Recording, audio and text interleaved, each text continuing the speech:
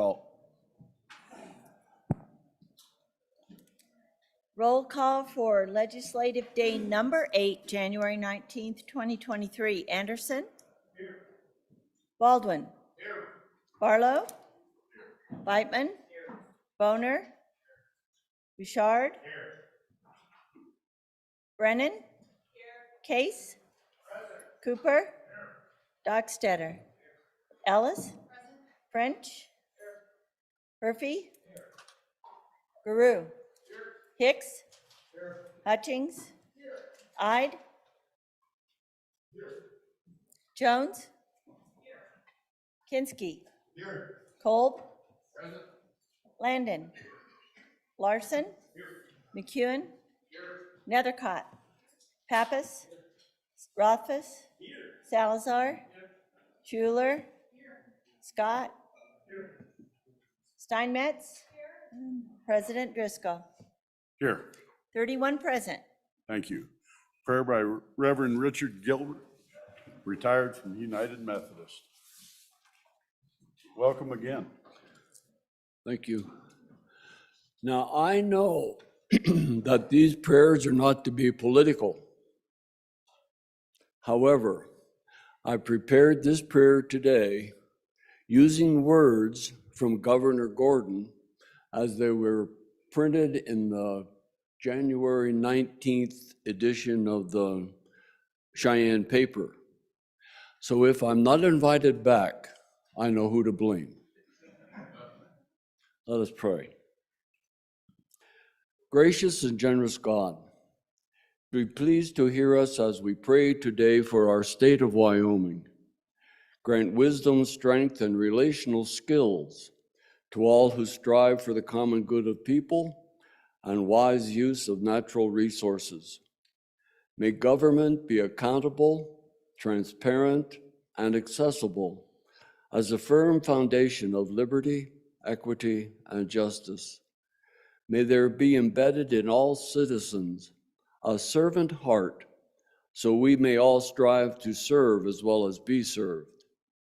May ideological divisions merge into partnerships so personal and political endeavors reach the goal of unity and forward thinking in energy security, value-added agriculture, and fiscal prudence. May resources be found favorable by first responders, state workers, and homegrown talent, so they will find retention in the state as a viable option. May education equip, and may resources merge to provide opportunities for the success of all children, youth, and young adult.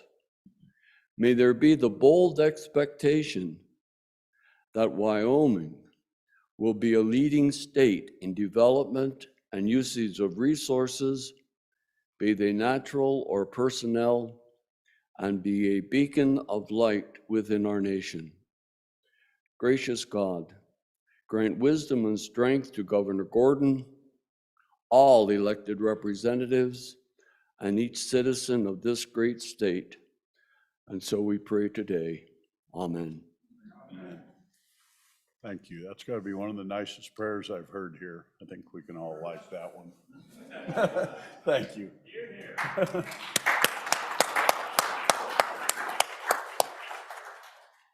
Senator Larson, would you like to lead us in the pledge? Allegiance to the flag of the United States of America and to the republic for which it stands, one nation under God, indivisible, with liberty and justice for all.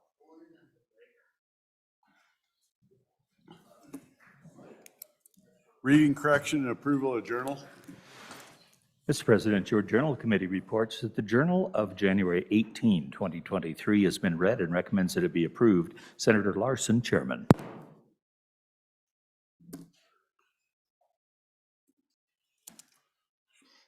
You've heard the report. Are there any objections? There being none, the report is adopted. New business, no doctor of the day today. Another healthy day, folks. Take care of yourselves. Day in Wyoming history, 1901, a bill prohibiting gambling was signed into law. That's kind of interesting. I sat all morning listening to a gaming bill. Things have changed, folks. Quote of the day, as we express our gratitude, we must never forget that the highest appreciation is not to utter words, but to live by them. John F. Kennedy. Guy made some pretty incredible quotes through the years. I'm gonna do a quick little privilege while we're here. On the wall over here, folks, is a neighbor of mine in Crook County, Dave Ellsbury. They're one of the pioneer ranch families in Crook County that's been great friends of my family and one of the highest respected people in the county or families. And they're in the process of protecting their ranch perpetually with conservation easement. I can't say enough thank you with all the subdivisions that are going on, what's happening in our county. To see a ranch that's going to be there forever means a lot to me. And beside him is Jessica Crowder, the Wyoming Stock Growers Land Trust Executive Director. Please join me in welcoming them. They, together and with Jessica, there's hundreds of thousands of acres of Wyoming that are going to be ag for all of my grandkids and great-grandkids' lives. Thank you for what you do.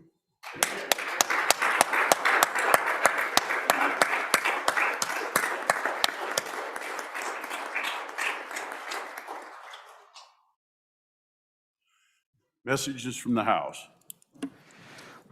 From the House of Representatives, January 18, 2023, message number 111. Mr. President, the House adopted the Committee of the Whole report failing House Bill 71, Sales Tax Holiday Back to School. Ayes 23, noes 38, excused 1. The bill has been indefinitely postponed. Message number 112, January 18, 2023. Mr. President, House Bill 50 passed the House on third reading by the vote indicated. House Bill number 50, Solid Waste Cease and Transfer Program Funding. Ayes 60, noes 1, excused 1. Signed, Katie Talbot, House Chief Clerk.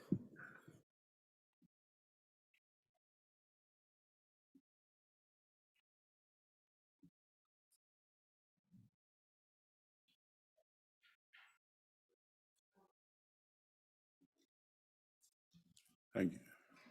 Thank you, Randy. Introduction, reading, reference bills. We don't have any. Okay, I'll sign some in later. There he's back. I wanted everybody to give a big hand to the captain of the ship yesterday, Vice President Kinski, for doing a stellar job. Nobody missed him.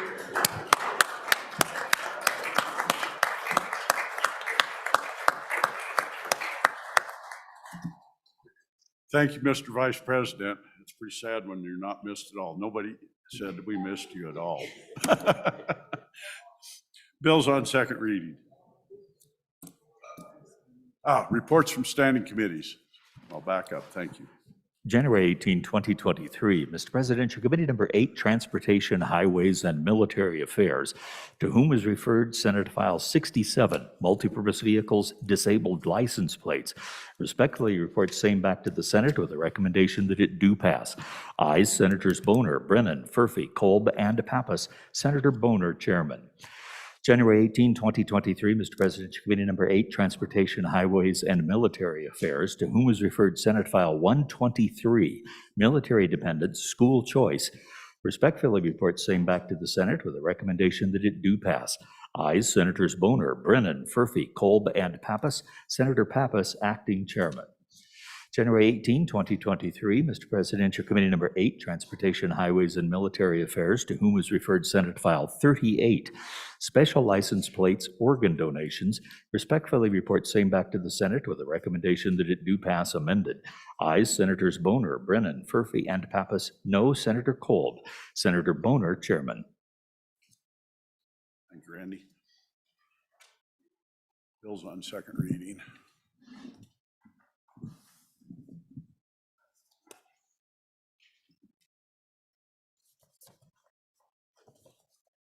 Senate File 8, second reading of the Senate file. Senate File 8, Essential Subsidy Payments to Behavioral Health Centers. Senate File 8 having been read 2 separate times. The question is, shall the bill be read a third time? Hearing no objection, is so ordered. Senate File 22, second reading of the Senate file. Senate File 22, Wyoming Public Safety Communications System Funding. Senate File 22 having been read 2 separate times. The question is, shall the bill be read a third time? Hearing no objection, it is so ordered. Senate File 34, second reading of the Senate file. Senate File 34, Trespass by Small Unmanned Aircraft. Senate File 34 having been read 2 separate times. The question is, shall the bill be read a third time? Hearing no objection, it is so ordered. Senate File 35, second reading of the Senate file. Senate File 35, School Crosswalks and Pedestrian Crossings Appropriation. There is an amendment. Do we have the amendment read in, please? Senate File 35, second reading amendment number 1, page 4, after line 7, insert. Senator Boner. Thank you, Mr. President. Quick privilege of the floor, make sure we're all tracking the same, the same here. So we have an amendment here on second reading. I believe the majority floor leader also had an amendment. I'm seeing if, just want to double check before we get going, if that's something that we want to be on second reading. If so, we could probably push this one back. I just want to defer to the majority floor leader to see if his amendment, he wanted that here on second reading. Senator Boner, absent objection, we're going to move this to the bottom of the list because it's just being distributed. You folks don't have it. It'll come, so we'll move this to the bottom of the list. With that, Senate File 66, second reading of the Senate file. Senate File 66, School Capital Construction Funding. Senate File 66 having been read 2 separate times. The question is, shall the bill be read a third time? Hearing no objection, it is so ordered. Senate File 79, second reading of the Senate file. Senate File 79, Plan of Safe Care Newborns. Senate File 79 having been read 2 separate times. The question is, shall the bill be read a third time? Hearing no objection, it is so ordered. Senate File 91, second reading of the Senate file. Senate File 91, Creation of Tenancy by the Entirety. Senate File 91 having been read 2 separate times. The question is, shall the bill be read a third time? Hearing no objection, it is so ordered. Senate File 97, second reading of the Senate file. Senate File 97, Education Trust Fund Transfer. Senate File 97 having been read 2 separate times. The question is, shall the bill be read a third time? Hearing no objection, it is so ordered. Senate File 98, second reading of the Senate file. Senate File 98, Education Certificate of Completion. Senator Barlow. Thank you, Mr. President. If you'll read in the next one, I'm going to ask to have it laid back. So the next bill, Senate File 100. Senate File 98 having been read 2 separate times. The question is, shall be read a third. Hearing no objection, it is so ordered. Senate File 100, Senator Barlow. Thank you, Mr. President. I respectfully request Senate File 100 be laid back 1 day. Senator Case. Thank you, Mr. President. I think we still should read it. We will. in We'll read it in. And then lay it back. Yes, sir. Senate File 100, second reading of the Senate file. Senate File 100, Designation of Spouses, Revocation upon Divorce or Annulment. Senator Barlow. Thank you, Mr. President. Being reminded that even at 7 o'clock this morning, I am still the freshman senator. I respectfully request that Senate File 100 be laid back 1 day. Thank you. The freshman president is the same. Thank you, Senator Case.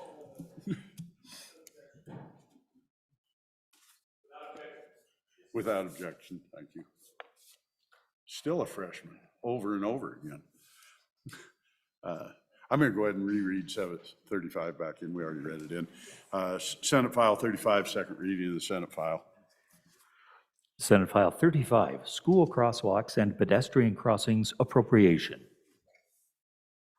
It has an amendment. Can we have the amendment read in, please? Senate File 35, second reading amendment number 1, page 4, after line 7, insert. Senator Boner. Thank you, Mr. President. I ask that Senate File 35 be laid back 1 day. Without objection, so ordered.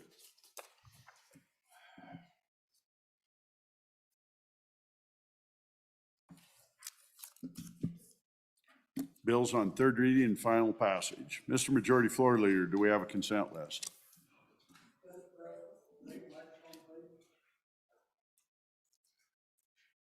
Mr. President, we do have a consent list. I move third reading consent list, which is as follows. Senate File 3, retail liquor license fees. Senate File 21, high occupancy vehicle lanes. Senate File 39, Board of Equalization, questions before the board. Senate File 51, school finance, regional cost adjustment. Senate File 56, prohibiting travel across private land for hunting purposes. Senate File 75, decentralization, autonomous organization amendments. Senate File 83, K through 12 school facility leasing. Senate File 84, education model student attendance policies. Senate File 88, hunting license weighted bonus point system. Senate File 99, witnessing of wills remote methods. Thank you, Mr. Majority Floor Leader. Would anyone like any of the bills removed from the consent list? Senator Landon. Mr. President, Senate File 51, please. Without objection, so ordered.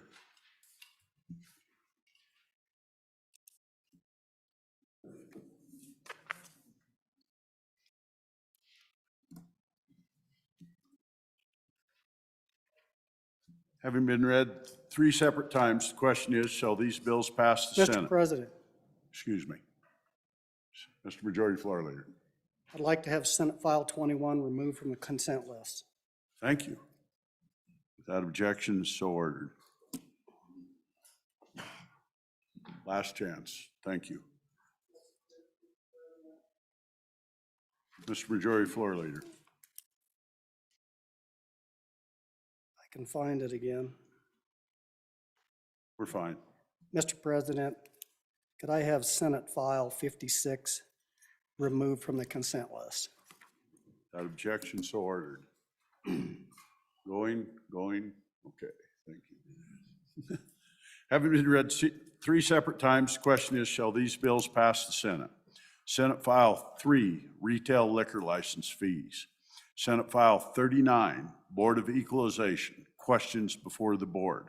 Senate File 75, decentralized autonomous organizations, amendments.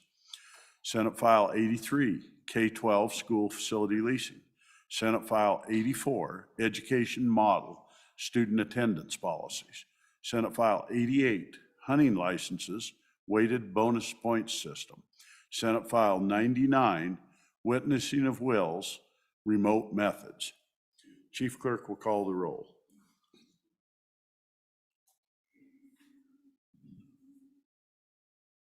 On the consent list, Anderson. Baldwin. Barlow.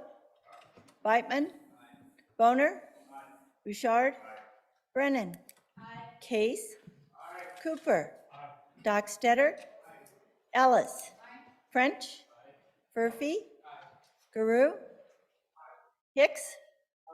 Hutchings. Ide. Jones. Kinski. Kolb. Landon. Larson. McEwen. Nethercott. Pappas. Rothfuss. Salazar. Schuler. Scott. Steinmetz. President Driscoll. Aye. On the consent list, 31 aye.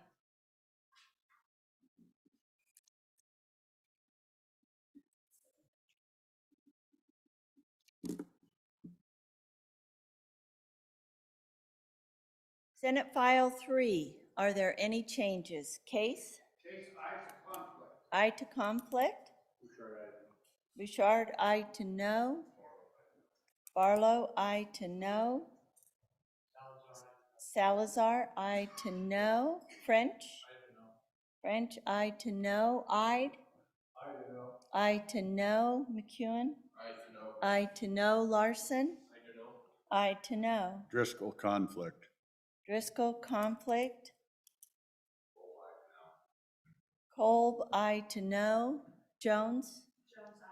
I to know. I to conflict. Beitman, I to know. Steinmetz, I to know. Hutchings, I to know. Dockstetter, no. Baldwin, no. Closing vote. Closing. Vote closed. Senate File 3, 14 aye, 14 no, 3 conflict.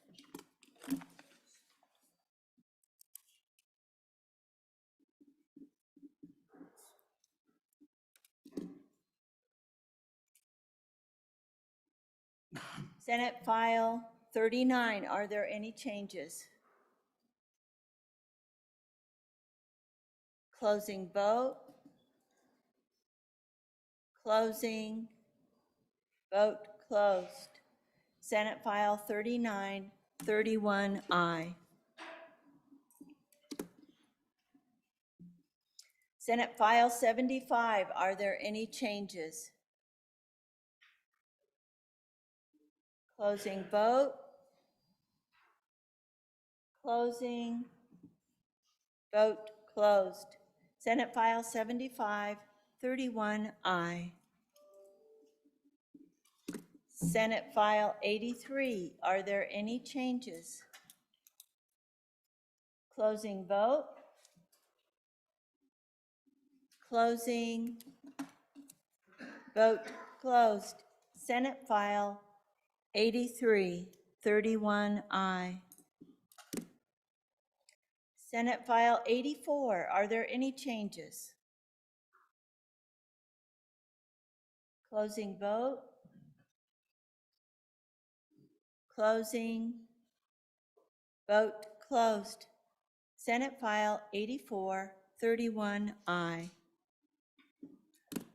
Senate File 88, are there any changes? Case?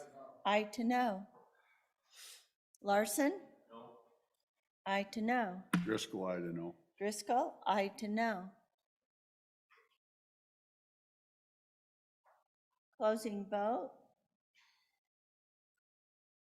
Closing. Vote closed. Senate File 88, 28 aye, 3 no. Senate File 99, are there any changes? Closing vote. Closing. Vote closed. Senate File 99, 31 aye. Thank you. Senate File 3, having failed to receive the affirmative vote of the majority of members elected to the Senate, Senate File 3 has failed to pass the Senate. Having received the affirmative vote of the majority of members elected to the Senate, Senate File 21, high occupancy vehicle lanes, Senate File 51, school finance regional cost adjustment. Oh, excuse me, I'm going to back up, reading the bills wrong. So I'm going to back up and do this again. Freshman-wise, I did not read the catch title on the bill that failed, so I'm going to start over again and do it right. My apologies. Senate File 3, having failed to receive the affirmative vote of the majority of the members elected to the Senate, Senate File 3, retail liquor license fees, has failed to pass the Senate. Having received the affirmative vote of the majority's members elected to the Senate, Senate File 39, Board of Equalization, questions before the board, Senate File 75, Blockchain Technology, Decentralized Autonomous Organizations Amendments, Senate File 83, K-12 School Facility Leasing, Senate File 84, Education Model Student Attendance Policies. Senate File 88, Hunting Licenses, Weighted Bonus Point System. And Senate File 99, Witnessing of Wills, Remote Methods, have passed the Senate. Senate File 39, third reading of the Senate file. Senate File 21, what am I doing? I'm back. Sorry, folks. Senate File 21, High Occupancy Vehicle Lanes, an act relating to motor vehicles, sponsored by the Transportation Committee. Senate File 21. Someone pulled it. Senator Hicks. Mr. President, I'd just like a little more explanation. As I understood the discussion the other day on Committee of the Whole, there's currently no plans to designate or construct any high occupancy lanes in the state of Wyoming. And if I'm wrong, somebody can stand up and correct me, but that's the testimony that I thought I heard, that there's no current plans right now to do any HOV lanes. And so my concern is if we go ahead and pass this, is there going to be an opportunity for all those local communities to participate? And if there is no plans, what's the urgency to get this passed at this point in time?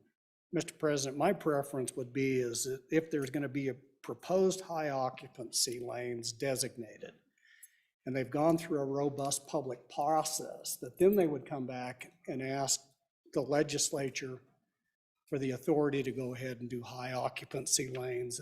And so, Mr. Chairman, a couple of questions there, but if I could get some answers on those, maybe it'd help me galvanize my support or opposition to the bill. Senator Boner. Thank you, Mr. President. So there has been some interest as to the level of development that has occurred with that particular interest. I leave it to members who are from that community to explain where we're at.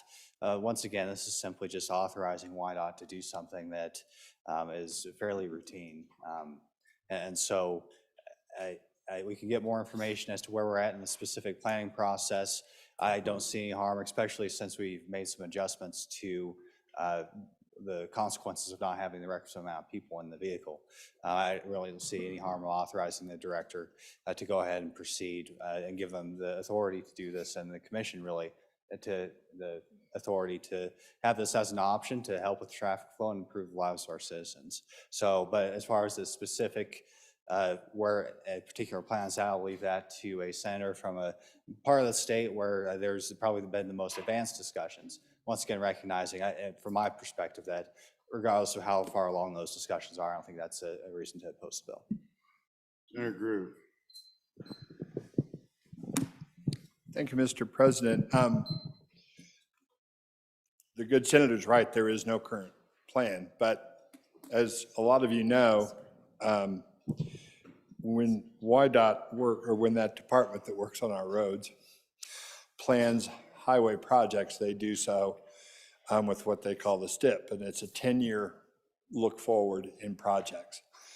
And as we heard in testimony in committee, one road that happens to be in my county that gets the highest traffic counts of any two-lane road in the state has been moved up on that STIP and is actually starting in the planning process 2 years ahead. It's been jumped ahead just because of the traffic numbers on that road. Our local county commission and our local transportation advocacy groups have asked for this to be a tool in the toolbox during that planning, which will begin next year. Will they use it? I don't know. I kind of go both ways on it as far as will it be effective. A lot of folks think it won't be in this particular situation. Others think it will be.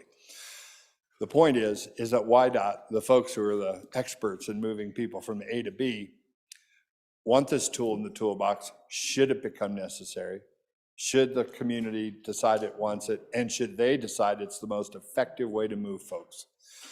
And that's a simple fact. And this is true in every county in the state, in every roadway that's approaching the traffic levels that we're seeing now. And so Like I say, it's something that may be used, may not, but it's coming, and I believe it will.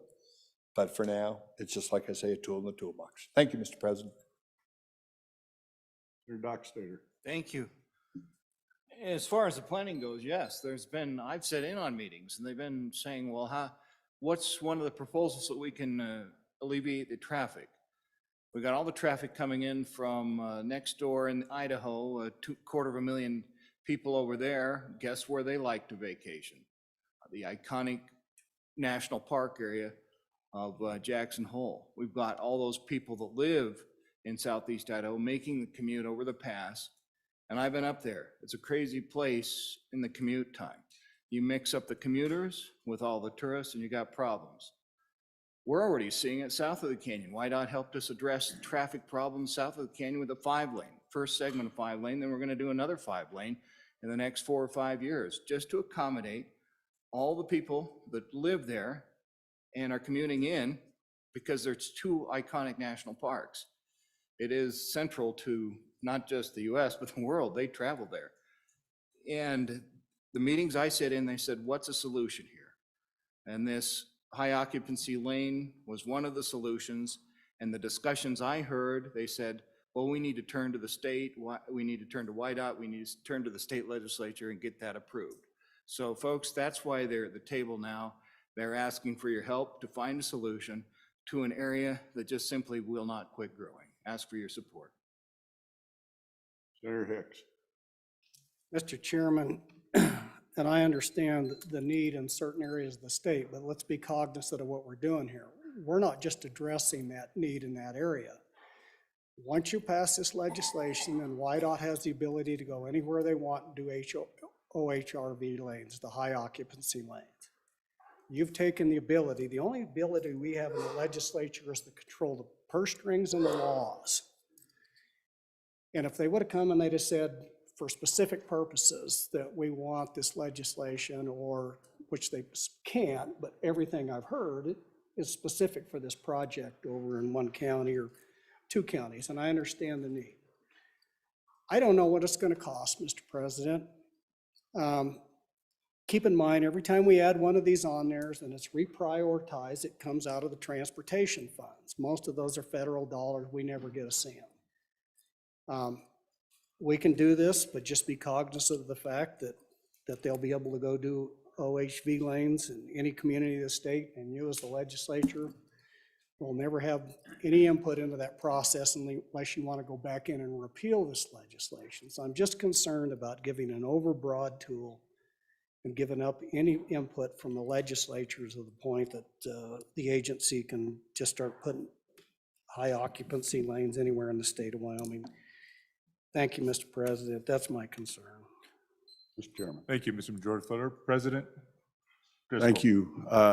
Normally, I'd agree with that last argument, but if you folks pick your Constitution up, and I can't cite the section off my hip, but that's the one area we're specifically forbidden to go to individual areas or projects is highways. We can't, those good folks up by the park have no ability to name their area because it goes specifically against the Constitution. So this is one area I ask you to look at it, give them the authority.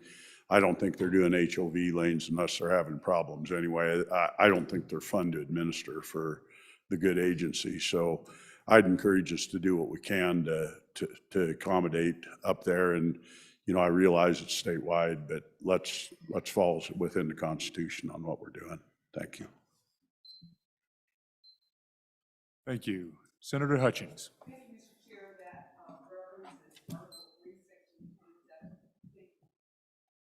Thank you. Senator Anderson.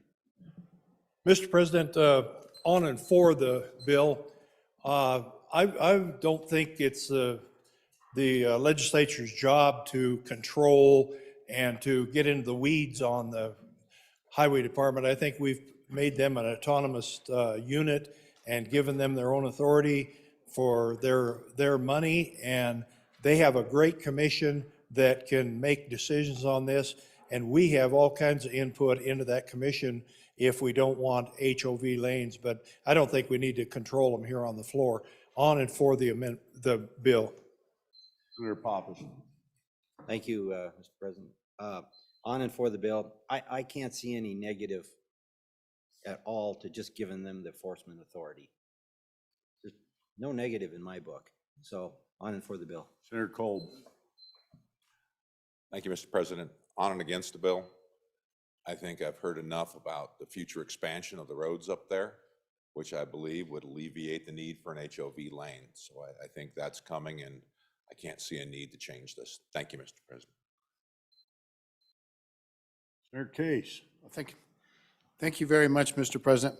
Mr. President, at one time we didn't have a highway commission, a transportation commission, and decisions like this were made on this floor, and they argued about roads and which one to pave. And that's the reason we have a highway commission. And we have given them some independence with respect to decision-making.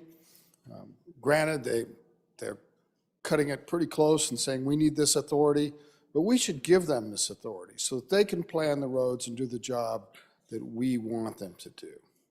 We shouldn't be involved in having to re-review the plans or to think about their proposals going forward, because that's why we have the commission form of government. And if I may have leeway to address a little bit about decorum. You may. Within this. So, Mr. President, I think we have two people on this floor that have been elected to lead the Senate, and that would be the Vice President and yourself, sir. And whenever possible, they should be the ones running the Senate from the chair. I realize that that sometimes that's not possible, and we choose a member to do that. The second point I would make is that when a member of leadership addresses the Senate, I prefer, and there's nothing in our rules about this, but I think it's better if the member goes to his desk and becomes a senator to address the Senate rather than address from the podium. Thank you, sir, for that. Thank you for the comments. I apologize on calling someone out of the body. It's the first one I get detention. I will not do that again. As far as speaking from the podium, I made the announcement to start a session that I would allow anyone to speak from that podium, and I intend to continue to do so. I wasn't aware, I don't remember the announcement, Mr. President. I recall that. I was just a little worried that a House Speaker was trying to take over the operations of the Senate. And you can understand my concern. It's a separation of powers issue. In efforts of decorum, I won't say anything about the chamber on the other side and the people they've elevated to this side. They've come to a better place. So, thank you. Senator Boner. Yeah, Mr. President, seeing nobody else standing, I just say that I think I've heard some concerns from the majority leader about the methodology that WYDOT has to approve projects, and I think that perhaps those concerns are much broader than this very simple authorization for HOV lanes. So I think those conversations will continue about what level of citizen accountability needs to be over the department. Those conversations will continue. And I just hate to see this bill tripped up due to those concerns, which seem to be quite a little bit broader. Please vote for the bill. Ready for the question. Senate File 21 have been read 3 separate times. The question is, shall the bill pass? Chief Clerk will call the roll. Senate File 21, third reading roll call. Anderson? Aye. Aye. Baldwin? Aye. Barlow? Aye. Whitman? No. Boner? Aye. Aye. Bouchard? No. Brennan? No. Case? Aye. Aye. Cooper? Aye. Dockstader? Aye. Ellis? Aye. French? No. Furphy? Aye. Guru? Aye. Hicks? No. Hutchings? No. Ide? No. Jones? No. Kinski? Aye. Kolb? No. Landon? Aye. Larson? No. McEwen? No. Nethercott? Aye. Pappas? Aye. Rothfuss? Aye. Salazar? No. Schuler? Aye. Scott? Aye. Steinmetz? No. President Driscoll? Aye. Aye. Closing vote. Closing. Vote closed. Senate File 21, 18 aye, 13 no. Senate File 21, having received the affirmative vote of the majority of the members elected to the Senate, Senate File 21 has passed the Senate. Senate File 51, third reading of the Senate file. Senate File 51, School Finance Regional Cost Adjustment, sponsored by the Education Committee, an act relating to school finance. Senator Landon. Mr. President, thank you. Welcome back, by the way. Fellow senators, I ask that this be pulled off, not to try to change any minds. We've had good debate on this bill. We even debated what we did and how we did it, and we resolved that. And so it is what it is, but I wanted to let the Senate know why I will be voting against this bill. I think it's bad policy on a couple of fronts.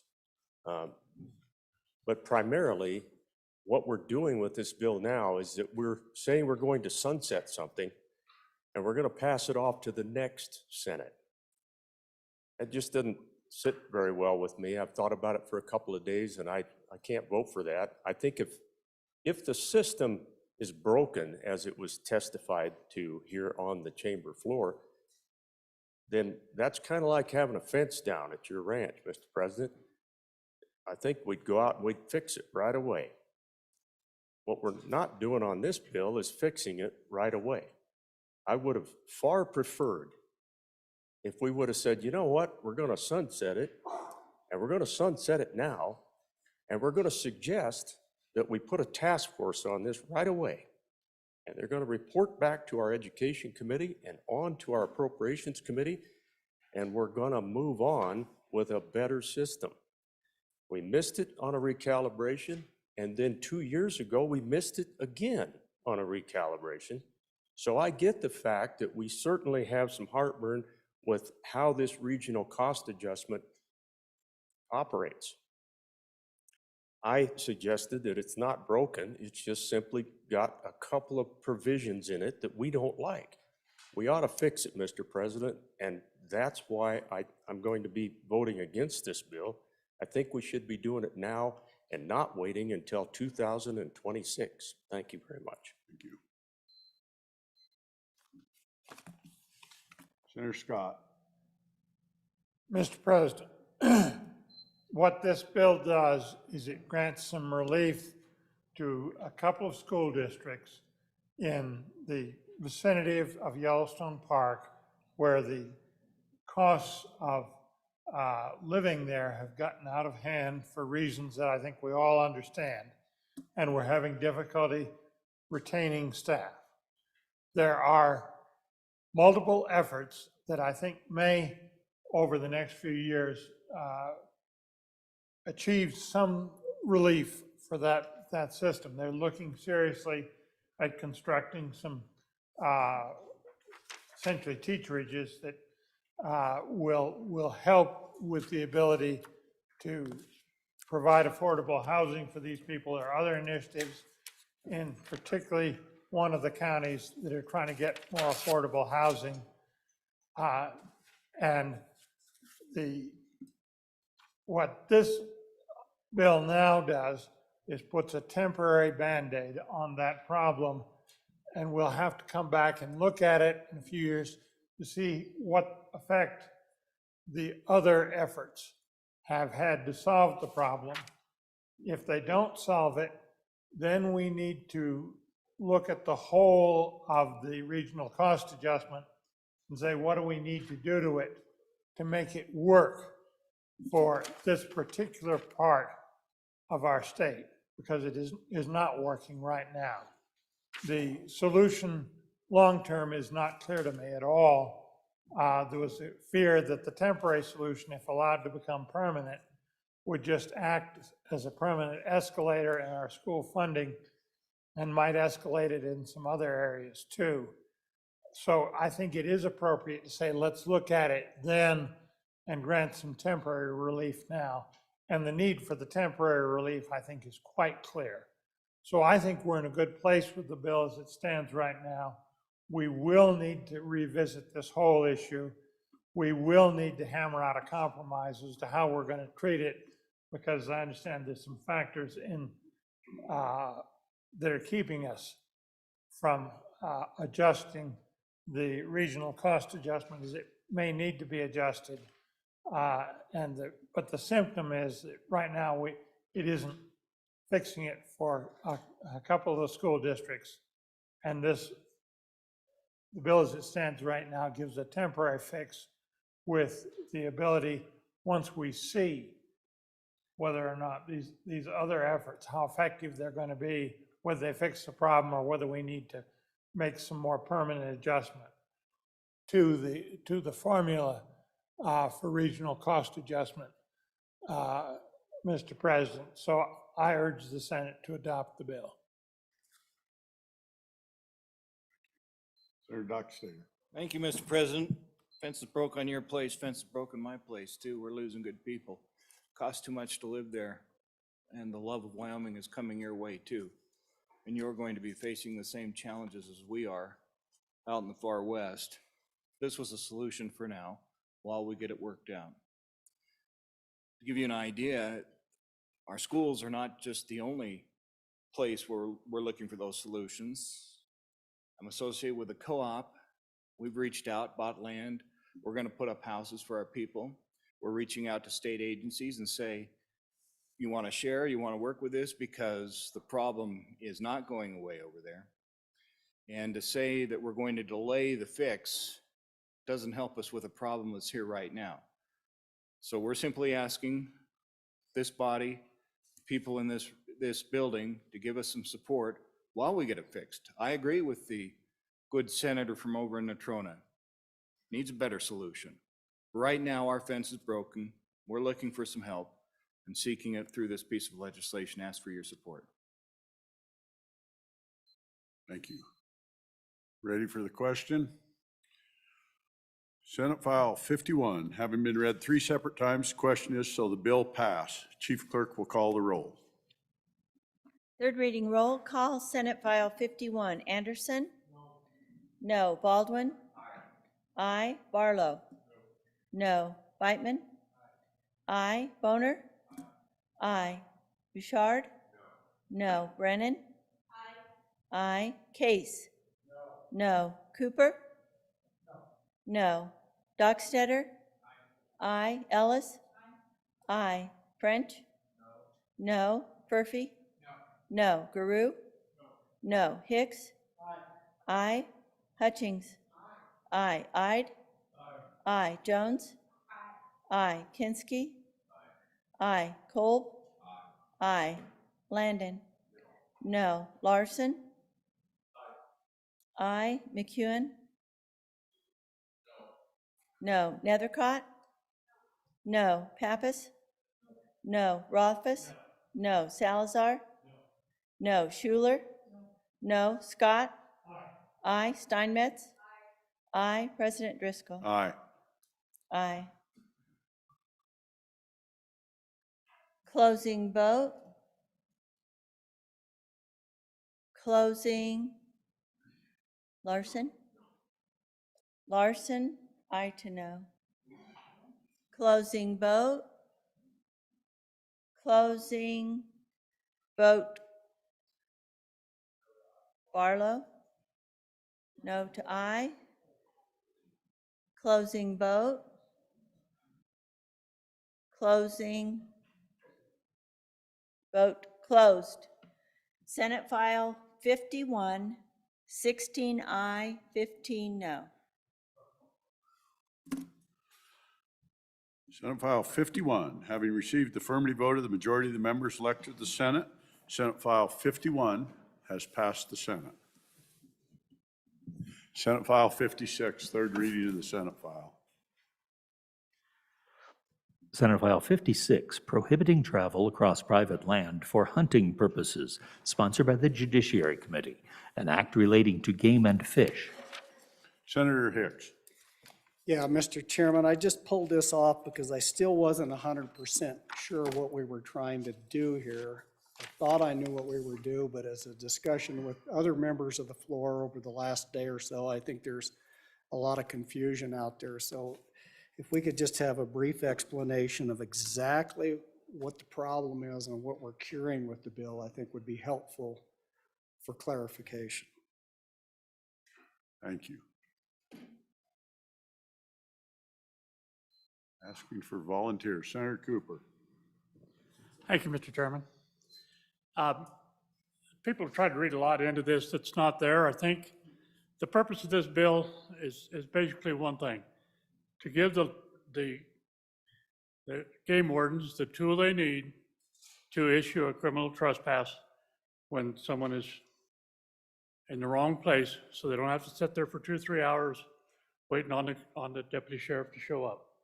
It's pretty straightforward. We're not doing anything crazy. We're just giving the game warden the tool he needs to do his job. Thank you. Ready for Senator Hyde? That was close. Thank you, Mr. Chairman. I spoke on this a couple of times already. I'm there again, as strong a private property rights person as there is, but I just have some negative thoughts on this bill here. It complicates everything that I understand or that I've been trying to understand. I think that it's sort of an attempt to change the game and fish trespass law, what the criminal trespass law won't do. And the hard part of this is that it looks like we're granting police powers to unelected agencies that may be overzealous to the hunters and fishermen, and that happens. And we've got I know a lot of counties have the same issues with that. And I'm just afraid to, pass those policing powers on to unelected. I still think the sheriff should be the resort to fix these issues. And, there's another question about this too, I guess, a little bit on the possibility of shutting off rivers because you're still on the property. And, how does that work with this bill? And so right now I'm a no vote on this, and I thank you for your time, Mr. Senator Hicks. Yeah, Mr. President, just some clarification. This goes into Title 23, which is Wyoming Game and Fish Department statutes. If it was criminal trespass, it would go into a different area within our codes. And so I just want clarification. It looks to me like this is a game and fish trespass, which is separate than our criminal trespass. But I think my colleague referenced that it was a civil trespass, but was he referencing criminal or within game and fish? But just some clarification on that. And because it is in the game and fish code, I think it's game and fish trespass. I kind of like the bill because there's a loophole out there, but I don't know that it cures the loophole. It does in one certain scenario, and because we do have criminal trespass and we have game and fish trespass, and we have a pending federal court case right now on trespass. We've got conflicting opinions from state courts on trespass. I'm like my colleague here from the Trona County. I think this does something, but does it do enough to try to align our criminal trespass with our game and fish trespass? And what's the implication of the federal lawsuit currently pending on that? And so if anybody knows the answer to that, would be helpful also.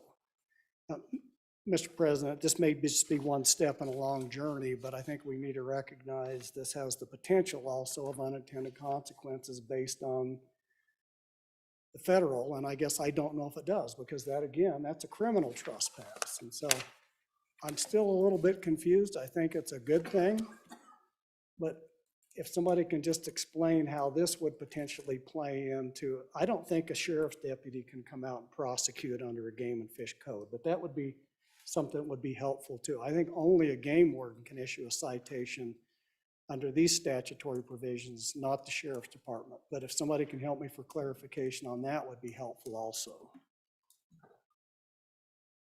Senator Scott. Mr. President, as I read the bill, and I'm agnostic on the game and fish to who can come and deal with this. But as I read page 2, lines 6 and 7, where the travel requires physical touching or driving on the surface of the private property, I read that as an endorsement of the corner crossing ability. And frankly, that's why I'm going to be an vote on the bill.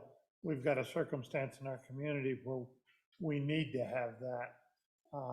And I think this is of some value in dealing with that. So I think that's cause to vote for the bill, independent of the other arguments, Mr. President. Senator Kinski, can you come take the desk? Vice President Kinski. Now acting president. The president will come to order. President Driscoll.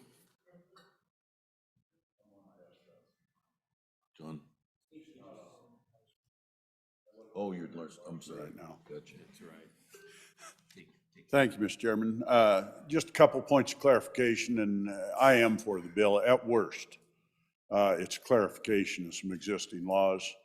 Having been a landowner that's waited for 3 to 4 hours for a sheriff to show up on one of these, it's painful for both parties when you're sitting there in a pasture and the sheriff's office does not prioritize it, which this will help on that. As far as the rivers question from the great senator from the center of the state, newly minted, rivers are really clear in Wyoming law. You have no right to access the river other than via the surface area. The minute your foot touches the ground, you're trespassing. The actual landowner owns the ground under the river. So it's flowing enough water. You're welcome to be on it, but you can't enter it or exit it from private land. And the minute you touch the ground, you have violated trespass laws. And so, you know, I've fought back and forth on that. Different states have different rules, but that's Wyoming. That's a clarification, nothing else. I really feel like this law does exactly, this change does exactly what it's intended to. It clarifies some of that end of it, and it makes it clear if you're somebody that's there where you're going to get in a bind.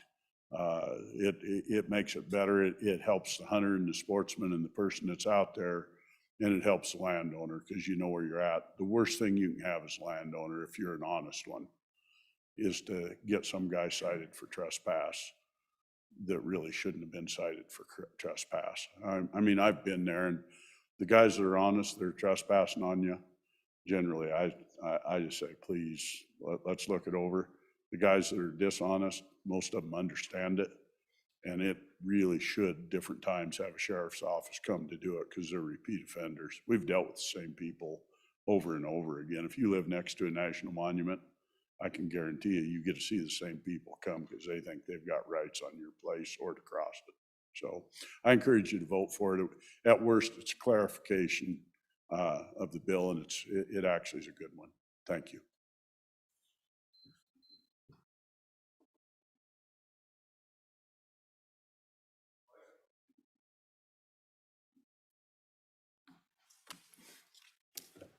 Senator Hutchins.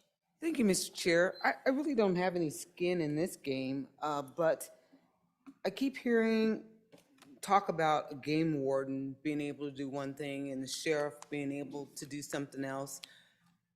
In my mind, there's the assumption that the game warden is there. Game warden, is he trespassing? How does he know that someone's trespassing on your property? And then, or do you call the game warden first and then you call the sheriff? That's the confusion in my mind. Where's the game warden coming into play in this whole bill? It looks as if, when I look at the statute in this bill, they kind of match up. They just, there's already a portion in the statutes talking about trespassing. So the expansion of just touching someone's property, I would like clarification if I can on that, along with the warden and the sheriff. Thank you.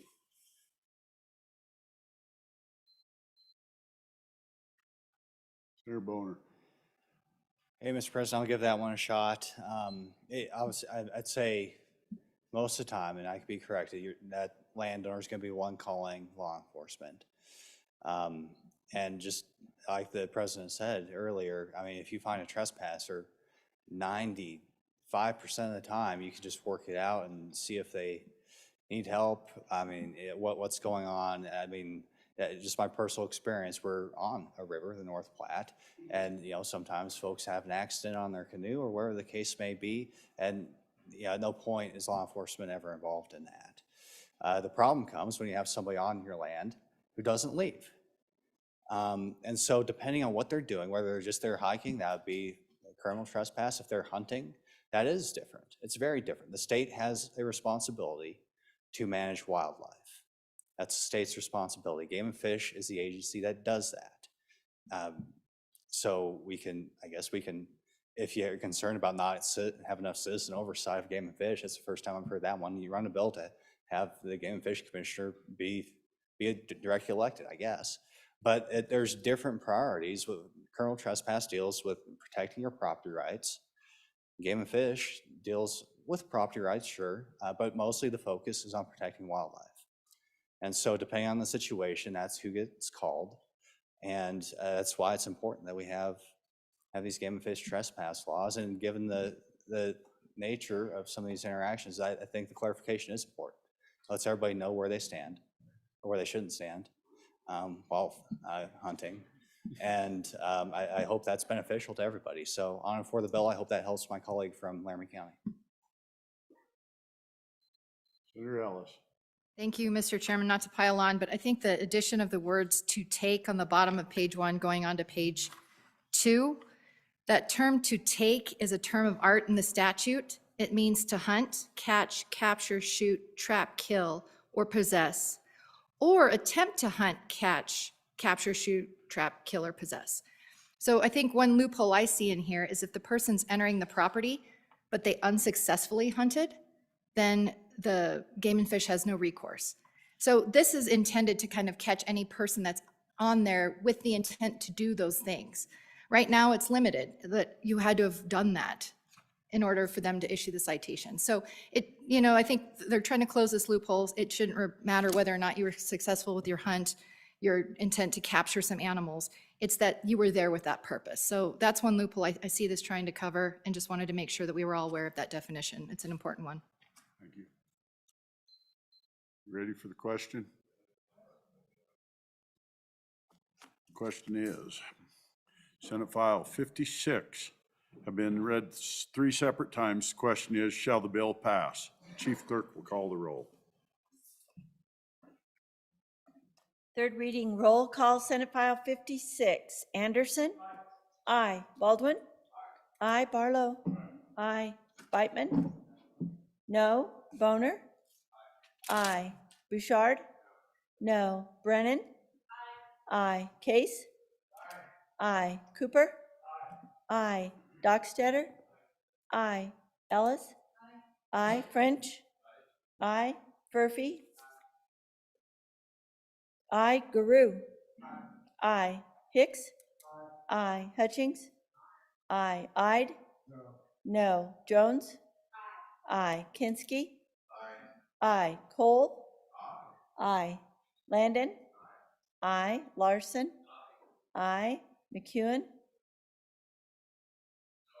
No. Nethercott? Aye. Pappas? Aye. Rothfuss? No. Salazar? No. Schuler? Aye. Scott? Aye. Steinmetz? Aye. President Driscoll? Aye. Aye. Closing vote. Closing. Vote closed. Senate File 56, 25 aye, 6 no. Senate File 56, having received the affirmative vote of the majority of members elected to the Senate, Senate File 56 has passed the Senate.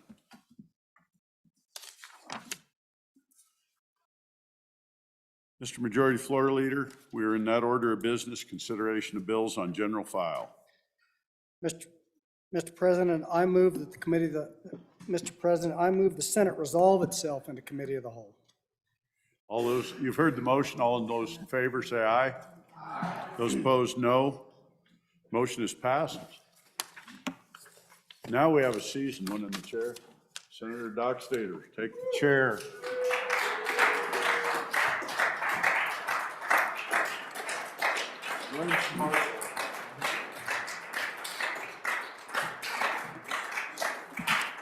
Committee of the Whole, come to order. First reading of the first bill. Reading clerk, read it in.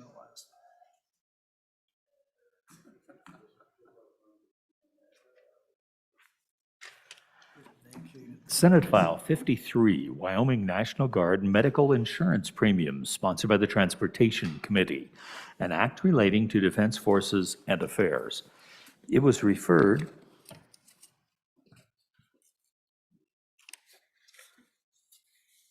to Committee Number 8, which returned to committee recommendation that it do pass. Ayes, Senators Boner, Brennan, Furphy, Kolb, and Pappas. Senator Boner, Chairman. Senator Boner. Whoa. Go ahead, Senator Boner. There we go. I move that when the committee of the whole rises to report, they do so with a favorable recommendation on Senate File 53. We'll go ahead and refer to the senator from Laramie County to explain the bill. There's also a standing committee amendment, but it's not from transportation, so. Okay, Senator Pappas, it's all yours. Thank you, Mr. Chairman. I would like to have that standing committee amendment read in. Was it read in? Could I have that read in, please? One moment, please. Reading clerk, read it in. Senate File 53, Standing Committee Amendment Number 1, page 1, line 4, delete. Senator, you want to move this? Yes, I'll move that standing committee amendment, and I'll explain it when I get to that portion in the bill. All right, proceed.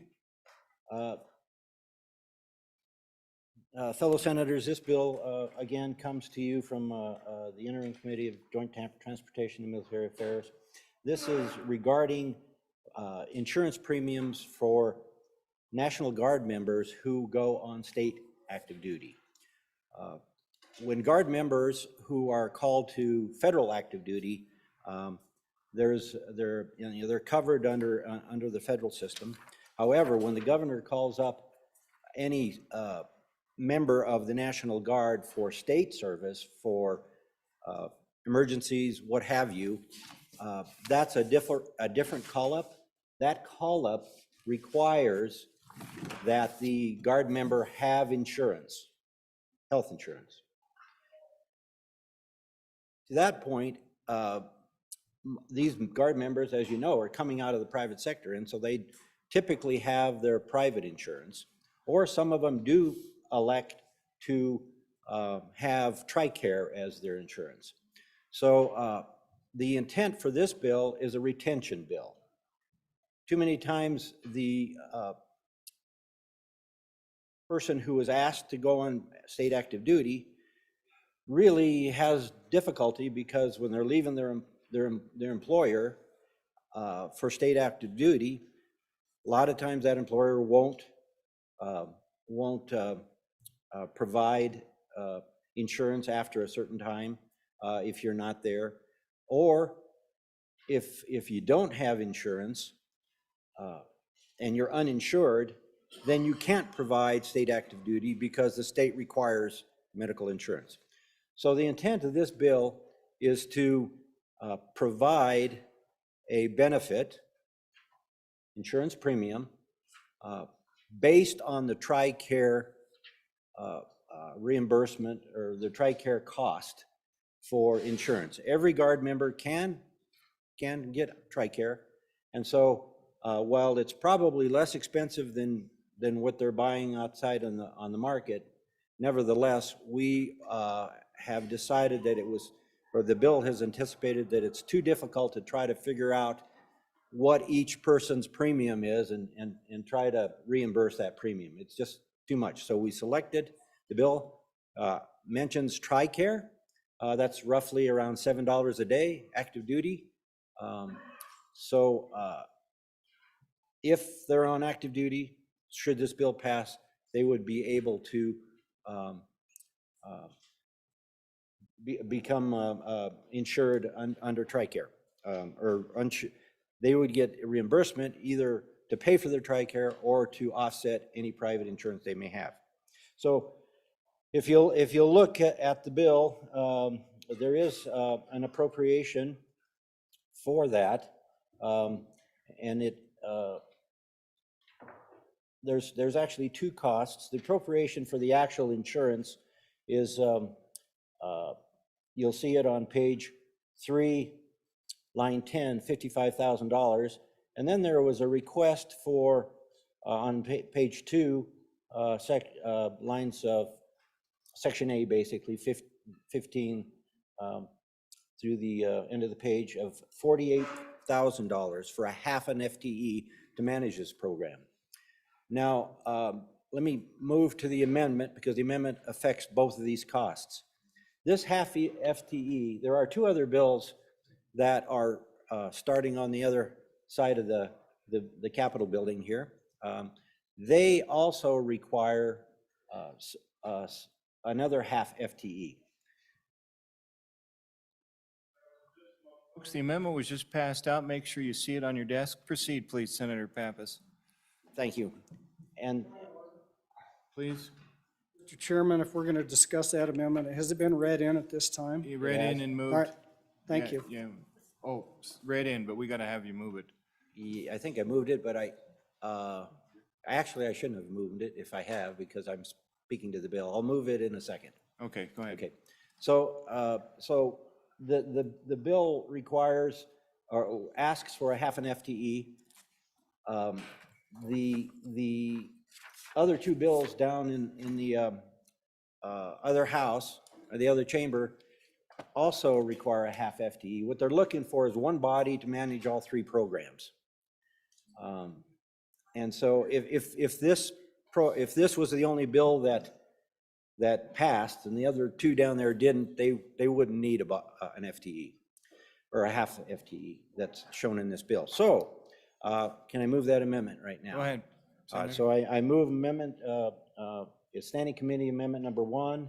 I believe that's the number, right? Number 1 to Senate File 53. Senate File 53, and ask for your favorable consideration. All those in favor, folks, Standing Committee Amendment number 1 to Senate File 53. I've just moved it. Okay, all right. I need to discuss it now. I'm just rushing you along. So the intent here is to reduce the cost. The cost of the actual $55,000 that is shown there to reimburse members for their insurance is a wide number. In 1 year, it was very, very small, if less $15, I think it was. And in the high year during COVID, it was $44,000. But they don't anticipate that happening, so they were comfortable with reducing the $55,000 number down to $10,000 a year, okay? And of course, this can only be used for reimbursement insurance. So we're reducing the $55,000 to $10,000 a year, and we're also deleting the requirement for a half FTE, and they're gonna try to get the other two bills down there, they're gonna get the full FTE from those bills if they pass. So with that, I'll ask you to vote on the amendment. Okay, press for vote. It's been moved. All those in favor of Standing Committee Amendment number 1 to Senate File 53, all those in favor say aye. Aye. Those opposed, nay. The amendment is passed. Back on the bill. And so with that, the fiscal note now on the bill is only $10,000 to reimburse members on state active duty only when they're called up. Thank you. Thank you. Questions on the Senate File 53. Questions? Discussion? Question being called. All those in favor? All those in favor of Senate File 53, please say aye. Aye. Those opposed, nay. Those Senate files passed first reading. Next bill up for consideration, Senate File 68. Please read it in. Senate File 68, Prescriptive Easement for Water Conveyances, sponsored by the Select Water Committee. An act relating to prescriptive easements was referred to Committee Number 5, which turned to committee recommendation that it do pass amended. Ayes, Senators French, Hicks, DeKalb, and Steinmetz. Senator Steinmetz, Chair.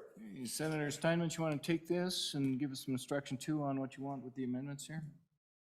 Thank you, Mr. Chairman. I move that when the Committee of the Whole rises to report, it do so with a recommendation that Senate File 68, prescriptive easements for water conveyances, do pass. And I would, for explanation of the bill and to deal with the amendments, I would call on the good Senator Hicks.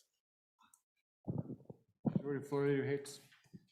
Mr. Chairman, there is a standing committee amendment reading, or amendment. Could I have that read in at this time? Please read in the amendment. Senate File 68, Standing Committee Amendment Number 1, page 1, line 2, after. Senator Hicks. Yeah, Mr. Chairman, I would go ahead and move standing committee amendment number 1 to Senate File 68. And for discussion on the bill, what I'd like to do is outline the issue that we're trying to resolve with the bill first, and then we'll get to the bill. So as we all know that we've had ditches permitted through the Wyoming State Engineer's Office, even back to territorial days, that grants water rights, oftentimes in the nature of ditches, because everything is based on gravity. A ditch will start high in a watershed or higher in a drainage. Many times it traverses many different landowners. Sometimes it was one landowner, but since the time that we started issuing water rights, sometimes those ranches have been split up. And one of the issues that we're facing today is a lot of subdivision of these lands. And a lot of these have ditches, could be territorial, could be pre-statehood, after statehood. At some point in time, there was never an easement placed on that ditch. And so what this bill attempts to do is go back and recognize those based on numerous Supreme Court case rulings over the years. As new owners have come in, owned that property, and then says, you don't have an easement on that ditch, I'm gonna bulldoze it, I'm gonna fence it, I'm gonna do whatever I want because it's my property. Now, this is not uncommon, and there is a preponderance of court cases that have dealt with this over the years. So to a certain extent, what your Select Water Committee did is took a 2-year deep dive in there and then tried to thread the needle on this to the extent possible, recognize the rulings in those Supreme Court cases and then bring that into a statutory component here.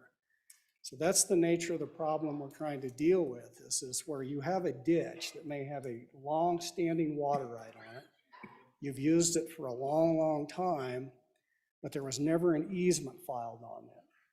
So under most US laws, we have a situation where we call them prescriptive easements. And so this goes into our prescriptive easement statutes under 34158, and it creates a new statutory specifically for water conveyance systems, Mr. Chairman. So this creates a prescriptive easement for water conveyance systems.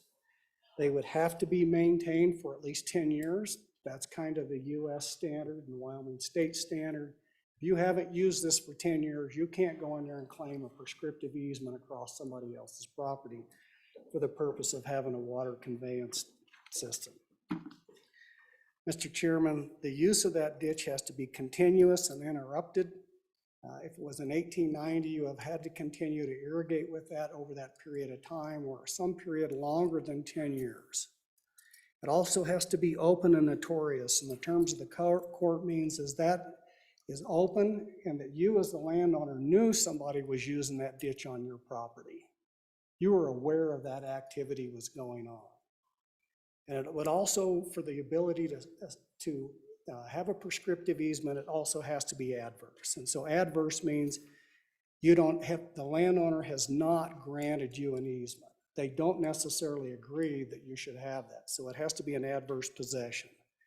So those are the four components that you have to be able to demonstrate. To record a prescriptive easement or claim a prescriptive easement is you've had to use the ditch or the water conveyance system for more than 10 years. You have had to have continuous use of that ditch. It has to be open and notorious that that landowner knew that you were out there maintaining that ditch and it run through his property. And it had to be adverse, meaning that that landowner has not granted you possession or permission to go and utilize that property or that ditch. So, Mr. President, that's what it does. You have to go through those four things. And then we get into, on page 2, if you get into subsection B, it says the water user establishes under paragraph Romanet I through 3, you establish this prescriptive easement, and it's a rebuttable presumption that that easement exists. So, Mr. Chairman, if we go on down and we get to subsection C, we also bring in under subsection C that once you've established this prescriptive easement, you can file a notice under Title 34 and record that at the county court. So you can go in under prescriptive easement now and then record that easement on somebody else's property if you meet all these litmus tests, Mr. Chairman. Mr. Chairman, that's pretty much the bill. We get over to page 3. It brings in some definitions, and then on Romanet 2 talks about what an adjudicated water right is, an unadjudicated water right. And then subsection E is just a provision in there that the Wyoming State Engineer's Office already maintains on its website. It says legal aspects relating to ditch rights and easements. It's a great document. It just says that they'll maintain that and make that available to the public, Mr. Chairman. So that's what the bill does. Mr. Chairman, at this point in time, I'd like to go through the standing committee amendment. Yeah, go ahead and explain that you moved it. Yeah, I moved that already. So the standing committee amendment goes into page 2, line 3, and after that, so we're going to bring in the concept of maintenance. And it just says it's used in this section shall be the right of the prescriptive easement holder to be able to maintain that ditch. Subsection A, it says before the removal of any maintenance, for the purposes of maintenance, for the removal of any infrastructure of that landowner, that landowner uses for ingress and egress. So think about, you have a ditch going out there, you've got a prescriptive easement on it, but he's got a culvert in your ditch to get in and out of his property. That's the ingress egress component. Under that scenario, you can remove that culvert for the purposes of temporarily maintaining that ditch. But there is a provision in here that you have to minimize that burden on the landowner, and you have to provide a reasonable estimate of time to that landowner for the maintenance and notification that you're going to do it. So they know that if you're going to go in there and remove a culvert or remove a bridge or remove some infrastructure that they need to get in and out of their property, they have notification that you're going to do that. And it also needs to be a reasonable time frame to get that done.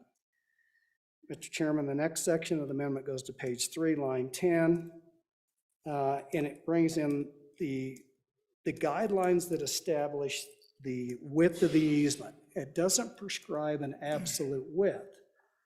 What it does is set the guidelines for and kind of some standards as to how you would make a determination of what is an appropriate width. Keep in mind, you're going into somebody else's private property and now you're going to record an easement on there.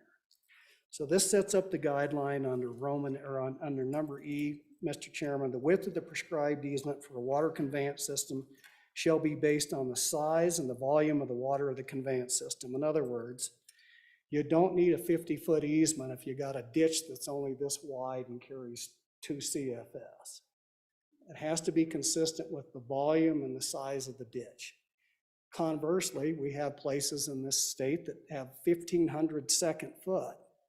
That's going to be a lot wider easement. This just says it has to be with whatever the size and the volume of water that's carried through that ditch. Mr. Chairman, under Romanet T, it says to be of reasonable width sufficient to utilize equipment suitable for the operation and maintenance of the water.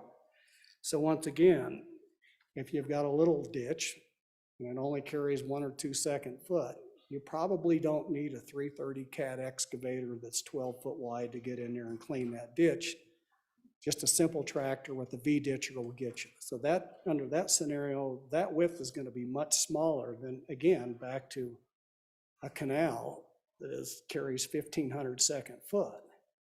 So that kind of sets that, as long as it's reasonable for that equipment, Romanet 2. The easement will be from the center line of the conveyance system, but may vary from each side of the center line reasonably to facilitate the size of the equipment, the placement of the dredge material, and the topography of the conveyance system. Mr. Chairman, if there's no questions on Standing Committee Amendment 1 to Senate File 68, I'd call for the question. Questions on the amendment? Question on the amendment? Senator Anderson, go ahead. Mr. Chairman, I will expect my Masters of Ditchology certificate to be delivered soon. Yes, you've been well informed. I did hear a question. All right, we're going to proceed with the question. Question on the amendment. This is for Standing Committee Amendment number 1 to Senate File 68. All those in favor say aye. Aye. Those opposed, nay. Amendment is passed. We're back on the bill. Questions on the bill? Go ahead. Senator Barlow and then Senator Scott in that order. Thank you, Mr. Chairman. So I have a couple questions, and as a drylander, I don't know there's a ditch on my place except the ones that are next to the road. But when I look at the definition, and the good majority floor leader uses the word ditch continuously. In my country, we have natural drainages, which are used for conveyance, and they were used are still being used in the production of water associated with hydrocarbons. And so I guess I want to understand if there's an application there, and we certainly don't have to exhaust it in this discussion on first reading. The second one is we also have pipelines, which is also another conveyance type that is identified in the definition of water conveyance, and pipelines which have change of uses, i.e. a hydrocarbon pipeline may at one point be used for produced water and traverse across multiple properties. So I guess, and this has some adverse possession type components to it. So I just want to know if there's any contemplation of these other type of maybe less, this is not what an irrigator is thinking about, that I'm thinking about in my country that has other, this may have other applications or other challenges. So just a couple things that when I read this come to mind. Thank you, Mr. Chairman. Thank you. Floor Leader Hicks, you hold those on a yellow note. We're going to go over to Senator Scott, who is not a drylander but does run out of water by July. Go ahead. Mr. Chairman, I've got several questions on this, and let me say my concern is twofold. I have a water right that looks like it fits this bill exactly to the T. The head gate is up on the neighbor's place, good sized water right, 1896 priority. And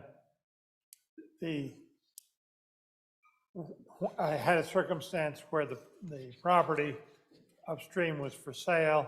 I consulted an attorney, working with some other things, and was advised that, yes, I probably had a prescriptive right under existing law. So I'm trying to figure out, does this change the existing law in any way that might not work? And Mr. Chairman, I'm also trying to figure out whether I've got a conflict of interest on this bill or not. So I've got a couple questions. When it speaks of the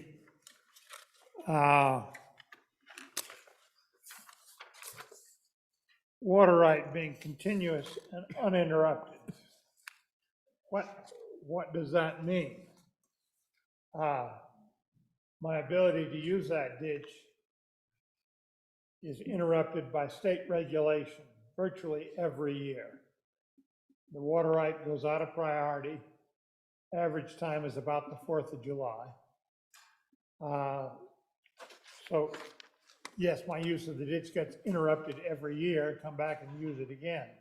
I suspect it means need to use it every year. I'm not sure of that, and I'm not sure what happens. It's washed out a couple times. Both times there was some usage in the year before it was washed out. Frankly, in one year, what happened was a beaver built a dam in the wrong place, and we didn't find him in time, and he put the water over the bank and washed the whole thing out. Now, the neighbor involved was very cooperative and supervised the reconstruction of the ditch very, very usefully. But does that sort of thing, do I have the risk of an interruption for a year or two if something washed out at the wrong time? Second, with my understanding is, you see, I can't access it without using his roads because the creek, which is impassable at the time I might most want to access it, Mr. Chairman, you can't cross it. I need to cross his roads and his property to get from the state highway to the head gate into the ditch. This doesn't disparage any prescriptive right that I might have there, does it? So those are my questions, because I'm really trying to figure out, does this change the law any at all? Does it affect me personally, and will it continue to work the way it works right now, and merely be a convenience that it's in the statute where everybody can see it? So, Mr. Chairman, I would respectfully ask for some information on those points. The questions before we go back to the sponsor. All right, Senator Hicks, you find yourself immersed in water questions. Go ahead. Yes, so Mr. Chairman, I'll work these backwards. As far as if it takes you a different methodology to get in there, to get to your ditch, this would not grant you a prescriptive easement. This is for the get down your ditch. And so that would be a separate arrangement that's contemplated underneath this bill. So that's the first question. So if you got to go a half a mile away from the ditch to come around to get in there, that's not contemplated in there. That would be a different arrangement between you and the landowner. This is not covered under the bill. So with the continuous use has always been interpreted by the courts to mean what's practical and what's normal application and procedure. So we don't irrigate in the middle of the winter time. It's not uncommon to shut off periodically for various reasons, even for maintenance purposes, beavers, the ditch breaches on a flood. We shut off all the time because a lot of this stuff are direct flow appropriations and a creek dries out, so you can't irrigate. So what historically has been looked at, if it's a normal practice for the operation of that facility, that's continuous. You could even get into a situation under our water laws. We recognize that you don't even have to use that for 5 years. After 5 years, then you're ripe for abandonment. So even in that uninterrupted under the water laws of the state of Wyoming, you could potentially read out for a number of reasons and say, even after 5 years, this is consistent with law, may be able to not be captured as stopped that for use. So that's an existing law. So with the question, is this an existing law? No, that's the problem. So if I can, so what the Supreme Court ruled, and this goes all the way back to 1893, is if you have a water right you required for irrigated lands and the ditch or other conduit of water, the conveyance and reality is there without being specifically mentioned. In other words, that water right and the ditch or the conduit to get you there, you have that. The Supreme Court ruled on that. There is no law that says you have that right to maintain that ditch. What we have and what we're trying to do here again, there's no law on this on the book right now. There's a series of Supreme Court rulings. There's some AG opinions out there, and what we're trying to do is take and codify that in there so you can go to the law and say, this is the law based on what the courts have ruled. But specific to the issue that my colleague from Bates Creek talked about, that was in a decision in 1893. Now, I hope that answered the question. There was also another case in 1956 that dealt with this same issue, and this is where that court case, it was actually Haynes versus Gallus, came in and they said you can do the prescriptive easements. That is a legitimate, and this is where this comes out of. This is a Supreme Court ruling. And that's the basis for the prescription easement. And the court's come back and says you can file a prescriptive easements for this purpose. So what we're trying to address here is to get to the issue, there is no laws. So we have court cases. So if you get into a dispute with your neighbor, you got to go to court. It's a civil case. What we're trying to do is codify all these cases that have already been there so you don't have to go to court to resolve these issues based on previous court cases. Now, to my colleague from Campbell County, you're absolutely correct. I was using as an example a ditch. A ditch is one of many water conveyance systems that are articulated or laid out in the bill. Water conveyance means a canal, a ditch, a drain ditch, a pipeline, or other means of conveyance. So for the question he asked, if you're moving produced water through there, that's a water conveyance system. So this has a little broader implications than just irrigated agriculture.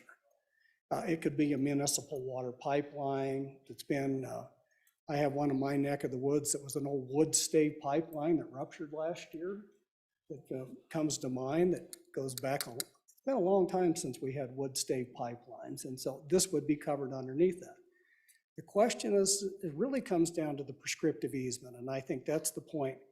Even if it covered produced water, it would have had to have been in place more than 10 years ago. You would have had to go through all of those other litmus tests, that it was open and notorious, it was adverse to your possession, for anybody could come in and can claim a prescriptive easement on it at that point in time. But it does cover those other water conveyance systems. So, Mr. Chairman, I hope that answers the questions. Thank you, Mr. Floor Leader. Any other questions? Go ahead, Senator Barlow.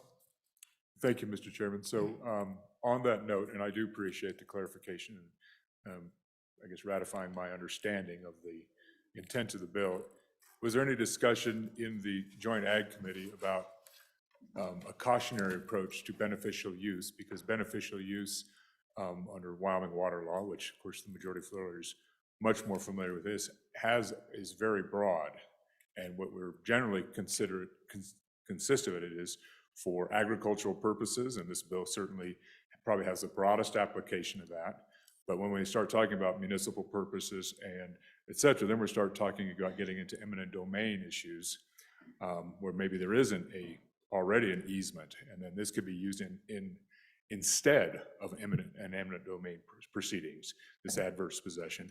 And in the case of produced water in oil fields, in my part of the world, there are often either an inability because of the date of some of these 50-plus-year-old pipelines that were used maybe for conveying hydrocarbons at one time and now oil, and there is no actual ability to go back and find a recorded deed or an easement or anything that would allow this easement to go. This seems to be another way. So I guess my question is there any interest or any thought about maybe being more restrictive about the breadth of the use of this this new section of law that's being proposed? Thank you, Mr. Chairman. Beneficial uses, Mr. Floor Leader? Oh, let's take one more before we go back to Senator Ide. Thank you, Mr. President, or Mr. Chairman. I'll be real brief. I was in the committee. I'm on and for this bill. The only thing that I don't understand is, like on an adverse possession claim on a piece of real estate, to perfect title, you have to file a quiet title action. And with a prescriptive easement, I don't know, some of the lawyers in here may know how you get that. You need to record that on that other person's property and how you get that done legally. So, it's the neighbor's satisfied with that. Thank you. Thank you. All right, Senator Nethercott, and then to Senator Scott in that order. Thank you, Mr. Chairman. The good senator from Natrona County was, addressed my question spot on. And so how is the adverse possession right established? As the good senator from Natrona County identified, this concept applies to real property as well, or land. And that requires court action where a judicial determination is made, which ultimately transfers title of that property if the elements of adverse possession are established. And adverse possession is a concept that's been in our common law for a very, very long time. This is a new and profound change to start codifying the concept of adverse possession. Of course, it's limited here to these water conveyances, but really important to understand how that right actually gets established and who determines whether or not the person asking for that ownership of that prescriptive easement has established those elements, one. Secondly, then, I noticed that we have actually used the term adverse. They have to establish that it's adverse. That is a separate and a new term apart from the term known as hostile. And so the term hostile has been excluded despite its definition being found in case law for hundreds of years. And you have inserted adverse into the bill draft. So just some conversation about why those elements are being changed here now, and who makes that legal determination. Senator Scott, let's go to you before we go back to floor leader. Yeah.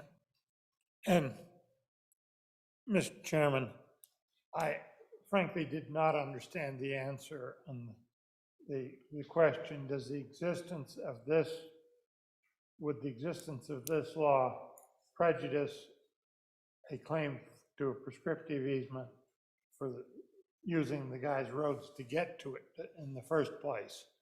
I thought, I was just unclear whether it does or does not from the answer. Okay, Mr. Floor Leader, you've got some questions and a clarification, but first, let's go to President Driscoll. Thank you, Mr. President. I think some of the elements that were talked about by the great lawyer from down here in this neck of the woods are kind of in the bill. Is the notice, when you go to adverse possession of any kind, it requires notice. It's open and hostile and requires that you have to have notice. And so when you go to line 16, it says file a notice describing the prescriptive easement consistent with the requirements of Wyoming statutes with it. The office of county clerk and prescriptive easement or a portion of the easements located. That's your notice. That's right up to the thing. You're obviously using it on the property. That's your notice. You're talking about it. It's there. If the title goes to get transferred, it shows on the title. They do a title search, that's going to be there. It's filed in the records. So you actually have filed that notice and made it happen. And actually, the ditch stuff's kind of interesting because most of the homestead laws, if you actually read them, there's actually a prescriptive easement portion of those for water conveyance. The federal government maintained that you could do water conveyance across it. Nearly all the old homestead up till the 20s in Wyoming had that in them. And so what you really run into is ditches that have been there forever across the place. And as people come in and subdivide, they won't recognize that those ditches are there legitimately. And these often don't affect just one landowner, they affect a whole pile of them. And this is becoming a problem in the state, folks. It's a pretty bad feeling if you're running an ag operation, and particularly if you're out in desert country, and your land's basically valueless without a ditch going to it, and somebody comes and builds houses across your ditch, and then you have to defend. So maybe we need an amendment on this thing on second reading, but the intent is for very real of this. I encourage you to bring it out, look at it very strongly. I will defer a lot to our legal minds that are much brighter than I am. But there's got to be a methodology, folks, for ditches that have been there for 100 years, that you don't really hurt a landowner that depends on that ditch for their livelihood. So let's bring it on and take care of it. Let's do the fixes, but let's not kill it out of the gate. Senator Steinmetz. Thank you, Mr. Chairman, and good discussion on this important piece of legislation. As we've told you with the Ag Committee, we are dealing with a lot of subdivision issues. And for example, in my neck of the woods, I had a gentleman who had a cement ditch there for years. A new owner came in and just before he got home from work one night, tore his cement ditch out, and he couldn't even irrigate his hayfield. And so that's what we're trying to get at today. Again, some legal minds that may want to help us out with it a little bit, but your good chairman of the Select Water Committee has worked very diligently on this bill and has a lot of good answers for us to pursue as we move it along down the road. So ask for your aye vote on the bill. Thank you, Chairman. Senator Rothfuss. Thank you, Mr. Chairman. I appreciate the debate here and a lot of the discussion that provides background on this. And one question I have is that obviously this is effectively a prescriptive easement, and my question is, was there discussion about the fact that what this effectively does is obviate the need to negotiate an easement with another landowner? So you have two different property owners that have interests. You've got the landowner that needs access to the irrigation water coming presumably via an existing ditch. And then you might have somebody who is purchasing the property and effectively doesn't want the ditch any longer on that property. So there's an associated land value with that. Most of the time when we talk about easements and we have two private property owners, then we're respecting both of those equally. And the first option would be a negotiation for usage. It's my understanding, Mr. Chairman, and perhaps I'm misunderstanding, that this sort of obviates that negotiation and says, hey, if there's a ditch on your land that brings me something I need, I just get it. And that's okay because we don't want to have to pay for that access right. Which, if that is the way if I'm interpreting it correctly, Mr. Chairman, it seems like at that point, and we all respect private property rights, but you're weighing in on one side of what was otherwise a balanced property rights negotiation, and you're sort of picking a side on it for the water user over the water conveyor. I could totally be missing something else that already exists in statute that we haven't talked about here that manages that, but it seems that you would first want an opportunity for a negotiation prior to having a prescriptive easement, and then even that prescriptive easement should have an associated value with it. Otherwise, I would contemplate it as being effectively a private takings from another private property owner. So if I can have a little more background, I'm probably missing something. I'm not exactly a land and water attorney. I think we have the president up first, and we'll come back to Senator Nethercott. Go ahead, President. Mr. Chairman, thank you. I'm sure the good lawyer's going to clean up part of my thoughts on this for me as well. So back to that argument, these were negotiated. They were negotiated 2, 3, 4, 5, 6 generations before. I can tell you on my ranch, the water rights are territorial. Ditch crosses the neighbor. I can assure you those were negotiated by our family in the 1800s, and a deal was made. And subsequently, since 1800s, there's dozens of new landowners that have come in, and it's similar to having a covenant on your house that says, here's what you can and cannot do on this property. And as the third landowner, you come in and say, I really don't like these covenants. I didn't negotiate them.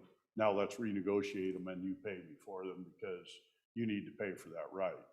And that's really what this does. It codifies what has already happened. It's an agreement that was made. These ditches are not new ditches.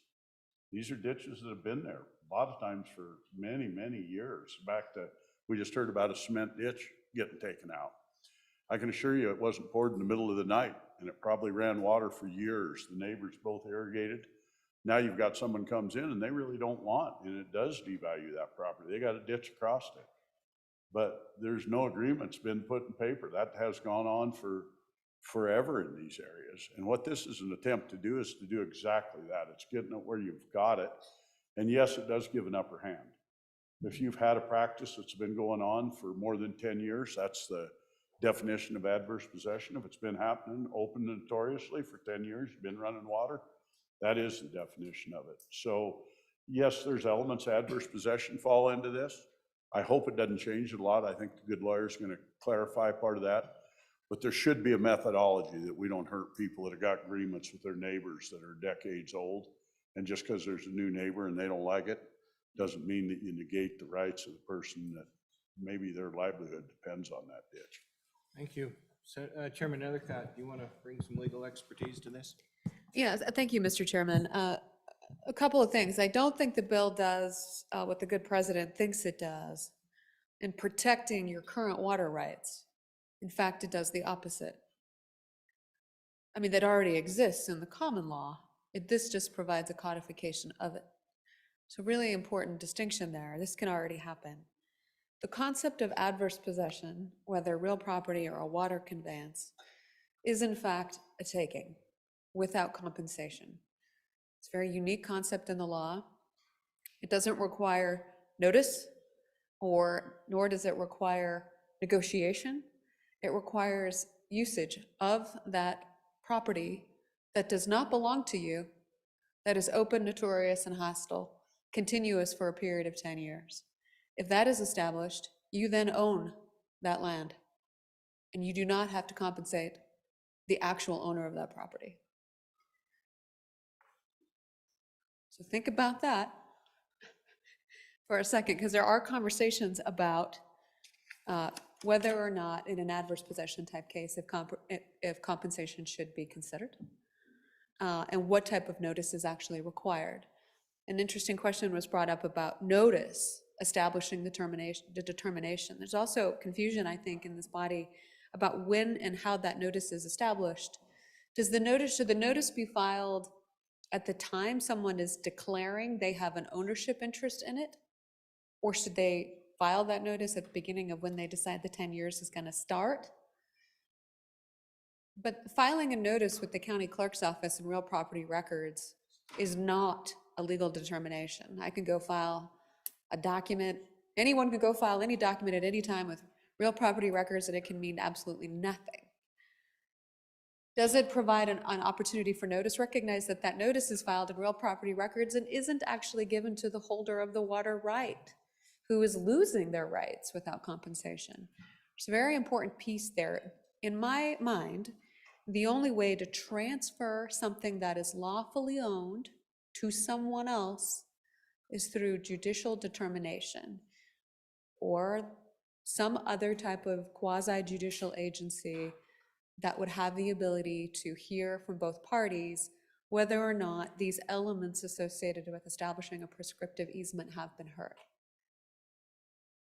So I do think there's a little bit of detail to the work that needs to be done. It's a policy decision for the body to codify what is already an option for people. It's a very unique option, and something that sophisticated parties certainly know when they're trying to take property that doesn't belong to them. So there's that. Thank you. Bring it back to Floor Leader Hicks. You've got a few questions left and at least one clarification. Yeah, Mr. Chairman, so the discussion on adverse is a transfer of property, an adverse possession. As used in the bill, adverse could be exchanged for hostile. That's done in different places in law. So if we just want to bring in an amendment, say you have to meet the hostile litmus test, that's just a very simple second reading amendment.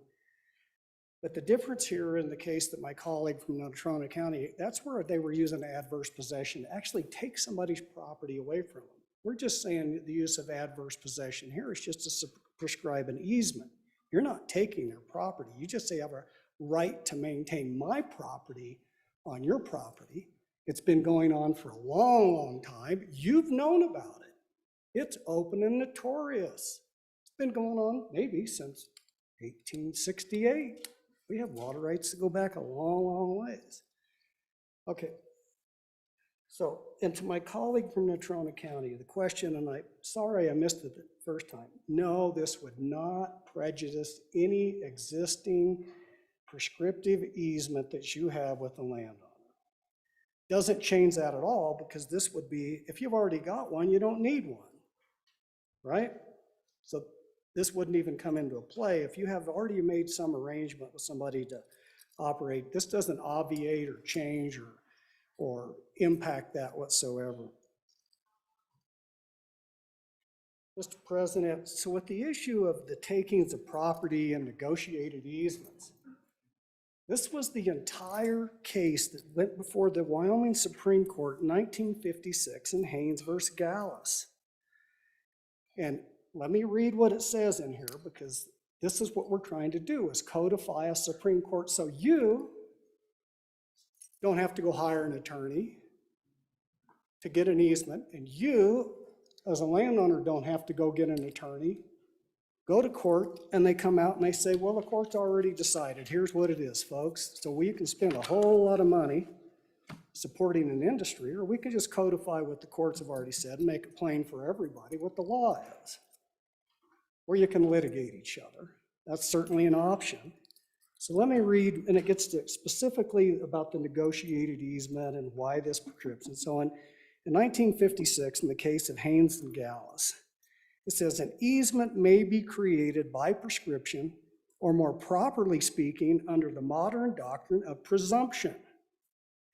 In time, the fiction of the lost grant has been adopted by the courts. That is, the courts presume that for long possession and exercise of the right of the defendant, with the acquiescence of the owner, that there must have been an original grant by the original owner of the land. How could you have a ditch running across somebody's property for 50 or 100 years? How could that happen? What the courts have said, obviously something happened because you've known about it for a long time. It's been there. Why would you have to make somebody now go back and try to negotiate something? What the courts have said, there's a presumption there that there was already an easement, and it's never been contested, never been to court. It's open, it's notorious, you knew about it, it's been in continuous use, and it's been more than 10 years.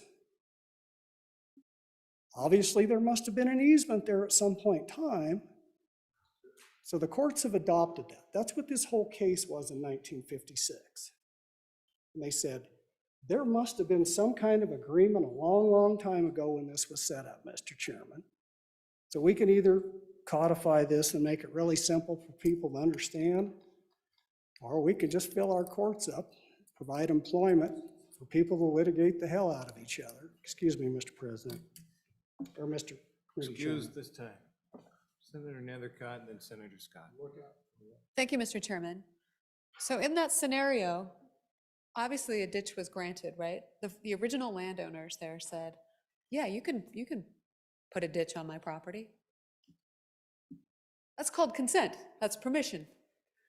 That's not open, notorious, or hostile, nor adverse. That's permission, and I could give someone permission to access my land for 70 years. And then I can take that right away, right? Just because I allow someone to use my land for a period of time does not give them a right or an interest in my property. That's why it has to be hostile. So all of these elements of, yeah, we've been neighboring ranchers for a long time. It's all good, right? We help each other out. Not adverse, not hostile, not notorious. So you haven't established those elements, right? So really important to recognize that a new landowner is not subject, arguably, is not subject to a previous permission granted by someone else. They're revoking that consent. And you failed to establish your rights by law with the handshake with your friendly neighbor, your friendly rancher. They don't want to honor that anymore, and they have individual property rights too.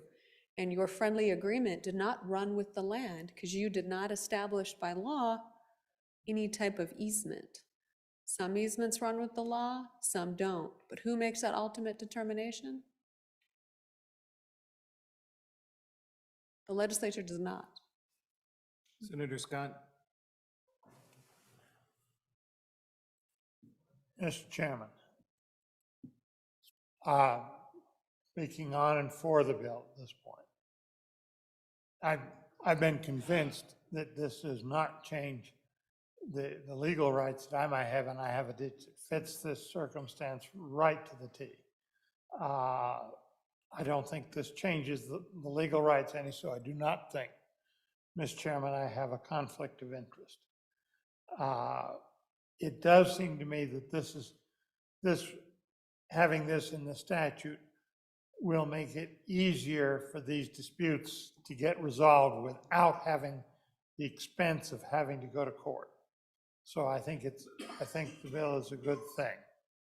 I do think, whereas originally, I think the court in 56 sounds like they got it exactly right.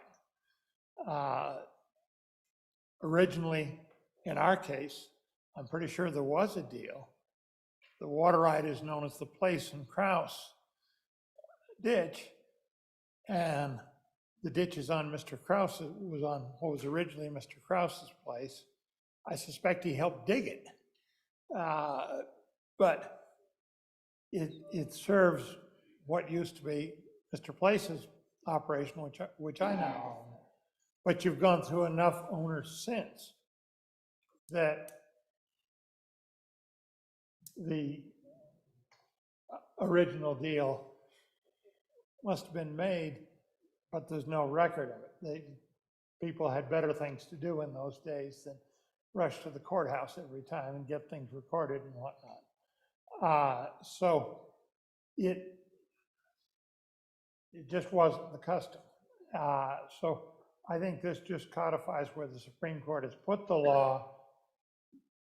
It does not, and one thing with an easement, you don't own the land under it. You have a right to use the land. The other landowner will use that land for the same purposes and probably graze livestock on it too. So, Mr. Chairman, I think this is a good bill. I think it will be helpful. I think it will reduce the need for litigation. So on and for the bill. Thank you. Let's go over here to Senator Larson. Mr. Chairman, thank you. Working in this arena for quite a few years, this comes up all the time, and it's due to most of the time because somebody's subdividing or dividing up their lands. The courts have ruled quite often, and I think all the time, that these ditches the ground was owned by the federal government to begin with, or they had rights to it, and they did the 1890 Canal Act. And so when they did this 1890 Canal Act, they brought in all the easements. They clarified there is an easement here. They also did that with the Carey Act. When the Canal Act was more so toward federal projects. But there's rights there, and how do we get people to see that there are easements there that have been there since, like you said, 1890, or even late or before that. But currently, when they have the argument, they just go to court. We're trying to get this into statute, so it's somewhere in statute so people can see it. And hopefully they don't all go to court. Some of them will say, well, okay, there's an easement there. We don't have to go fight it out. But thank you. Thank you, Senator. Oh, water draws a lot of interest. Okay, let's go to Senator Rothfuss, then to Senator Nethercott, then to Senator Barlow. Senator Rothfuss. Thank you, Mr. Chairman. I'm not sure that I see the downside to having to go to the court to resolve a problem of this magnitude, where you have a conflict of two different interests related to properties, where there may or may not have been an easement. The beauty of the judicial branch is that you're actually asking an impartial third body, a third branch in this case, to adjudicate, to take a look at the fact basis for the specific circumstances and say, yes, actually, there certainly was an implied easement. There's a historical easement. All of the standards have been met. And in this instance, we would then grant a continuation of that use. Or no, there is no such clear easement. In fact, maybe there's a contract over here that says the contrary. Mr. Chairman, the concern I have is that an easement is theoretically a declaration of an agreement of this type for land use that may or may not have included compensation, but it's a registration of that type of use agreement. we'll say. So allowance on the property, and again, there might be compensation, there might be a time length associated with it. There's a lot of different possibilities. What we lack and what we would apparently need with this bill is whatever the opposite of an easement is, because I don't quite know how you would declare if you were to have an agreement with somebody, yes, you can dig a ditch through my property for the next 3 years. I don't know how you would deal with that at that point. We don't have an anti-easement statute where you would go and file something along the lines of this is only lasting a short period of time. We have a system where that easement is filed. If it's on record with the property, then it should be respected and understood. If history has obscured that, then it does seem appropriate for it to be adjudicated and for a court to make a decision on whether or not there needs to be continuation of what was a prior agreement that now is obscured. But the idea that you can assert moving forward that, you know, some temporary use granted on a handshake is going to, for time and eternity, obligate some portion of your property to maintain whatever it was doing because it's beneficial to a landowner that needs to use water that's running through that property, seems like really a misbalance of the scale. So, Mr. Chairman, if it really were just codifying what the Supreme Court said, I understand that. That's handy. But it precludes or excludes the fact that there was a fact basis to what the Supreme Court said that does not apply to every circumstance, whereas this law, this bill, is going to try to apply it without any appeal, without any process for everybody to utilize based on the idea that, yeah, if there's water running through a ditch, tough luck if it's on your property. Thank you, Mr. President, Mr. Chairman. Endicott and Barlow in that order. Senator Endicott. Thank you, Mr. Chairman. Just for some clarification of my points of concern, does not indicate I'm against the bill. Some feedback from mine was asked. I provided my concerns about the bill draft. That does not mean I'm a no vote. You know, it's a policy question whether or not you want to codify case law, but I do think it's really a very important concern whether you want to avoid litigation or not, which is really neat that you do. This bill won't do that. The bill will not do that. So if that's your purpose for voting aye, that's not the right purpose. There's no way, I don't think, that I can provide language to avoid litigation. The good senator from the ivory tower made an excellent point. So the notice, right, where the person who is establishing the right to the easement, the servient estate owner, right? Who says they're telling the truth? This notice is not required to be filed under oath, under penalty of perjury. There's no ability to go fact find to establish any of it. And there's no ability for the dominant estate owner, whose property is now permanently subjected to this easement, to object and do what, right? And so who makes that determination? So the good senator from Natrona County, with an interest in real property and experience with these matters, identified the issue spot on of how are these legal rights truly transferred. This is the process to start it and establish it, but you're not going to avoid a legal judicial determination, and nor do I think we should, even though I know we want to avoid litigation at all costs. You just can't take something that doesn't belong to you without right. If you wanted it by right, you needed to have that in writing, right? The lawyers, if it's not in writing, it doesn't exist. That's real neat, which is not exactly true. But when it comes to issues involving real property, that is actually true. So if you want to establish something as important as a water right, as friendly as you are with your old ranching family neighbor, you got to get that down in writing. And if it's not, then a court has to make that determination. Senator Barlow.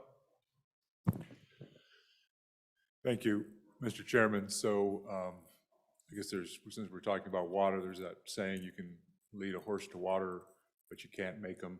Well, I live on Dead Horse Creek. Enough said. And I still want an answer to the natural conveyance issue. And for my own edification, because I am looking at this from the opposite side. I am the one who has had to accept water from other properties produced in the oil and gas field across, because it was a natural conveyance across property that we own. And there was, I can assure you, there was no agreement. In fact, that's the reason we are. And there were proceedings that took place. And there is, quite honestly, still no resolution to the issue. The second one I wonder about is particularly about the natural conveyance. So we can get into the wastewater and the hydrocarbons in the hydrocarbon fields. I've got those pipelines as well. And there are not agreements on some of those pipelines, but they have been in use for more than 10 years. So now it seems like I am subject to this law, and I think the folks that are bringing this as a matter are not, they're looking at other issues, agricultural type issues.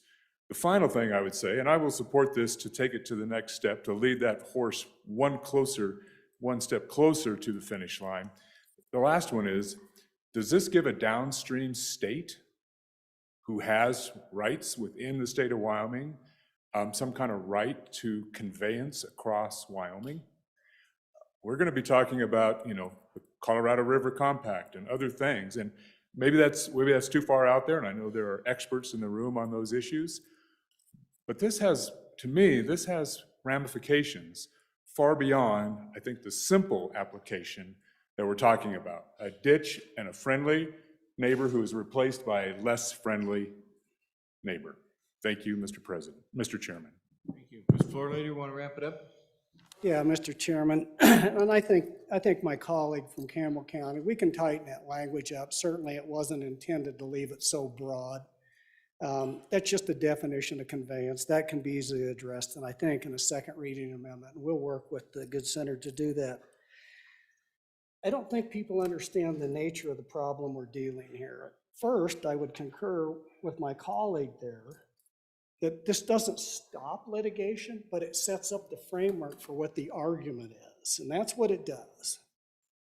Now, we can make remedial, anecdotal stories up about how if I allow somebody to access my property and then I can kick them off. You have to understand the nature of what you're doing here.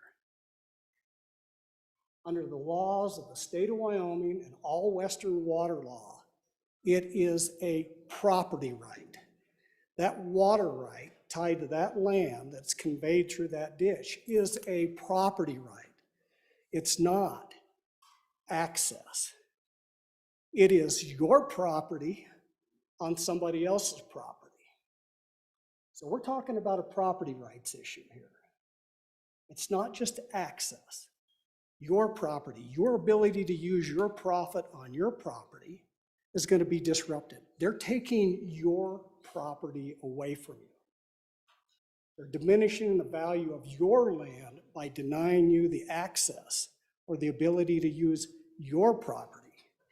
So, Mr. Chairman, so let's talk about that. So what we have now is a series of competing property right issues, and I think the good senator laid that out. Mr. President, this isn't the first time this has been debated. It's not the first time that we've looked at this. In fact, I've got, there was a Wyoming Attorney General's opinion that addressed this very question in 1965.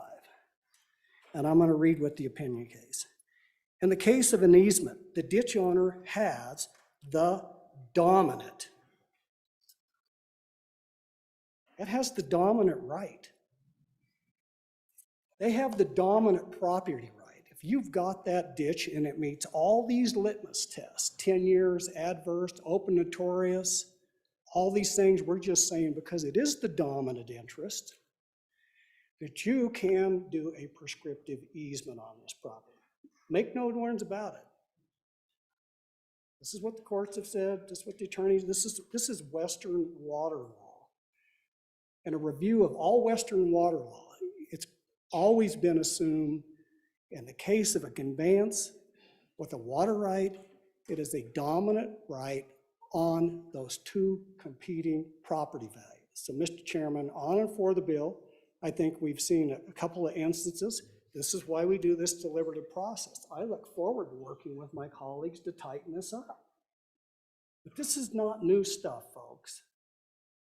court cases are littered with this stuff. Let's help the people of the state of Wyoming, both those people that are subdividing, so they're not spending a lot of money, the landowner, and protect their property right interest in that property. That's all we're trying to do here. So on and for the bill. Question? Question being called. All those in favor of Senator Steinman's motion that when the Committee of the Whole rises to report that to do so with favorable recommendation of Senate File 68. All those in favor say aye. Aye. Those opposed, nay. File is passed. Mr. Floor Leader. Mr. President, or Mr. Chairman, I move the Committee of the Whole beg leave to sit and rise again. Heard the motion. All those in favor say aye. Aye. Those opposed, nay. Mr. Vice President, you want to take it?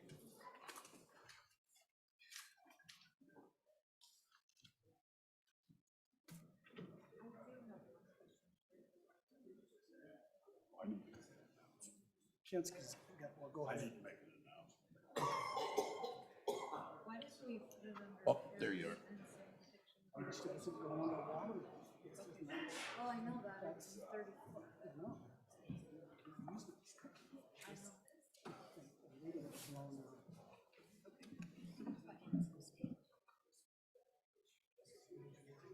Standing committee reports, please. January 18, 2023. Mr. President, your committee number 12, Rules and Procedures, to whom is referred Senate File 62, Legislator Healthcare 2, respectively reports same back to the Senate with a recommendation that it do pass. Ayes, Senators Driscoll, Grew, Hicks, and Rothfuss. No, Senator Kinski. Senator Kinski, Chairman. Thank you.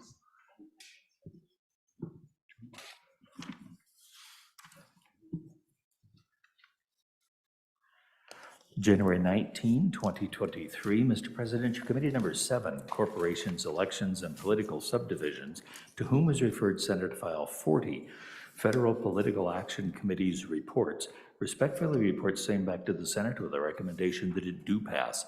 Ayes, Senators Barlow, Boner, Case, Landon, and Scott. Senator Case, Chairman. January 19, 2023, Mr. President, your committee number 7, Corporations, Elections, and Political Subdivisions, to whom was referred Senate Joint Resolution 6, Political Expenditures, respectfully reports same back to the Senate with a recommendation that it do pass. Ayes, Senators Barlow, Case, Landon, and Scott. No, Senator Boner. Senator Case, Chairman. January 19, 2023, Mr. President, your committee number 6, Travel, Recreation, Wildlife, and Cultural Resources, to whom was referred Senate File 122, Non-Resident Workers, Vehicle Registration Extension, respectfully reports same back to the Senate with a recommendation that it do pass. Ayes, Senators Baldwin, Ellis, Garou, Jones, and Schuler. Senator Schuler, Chairman.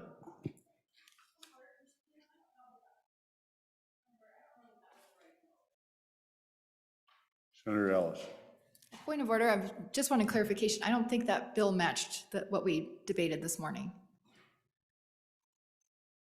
Randy, can you read it one more time for clarification?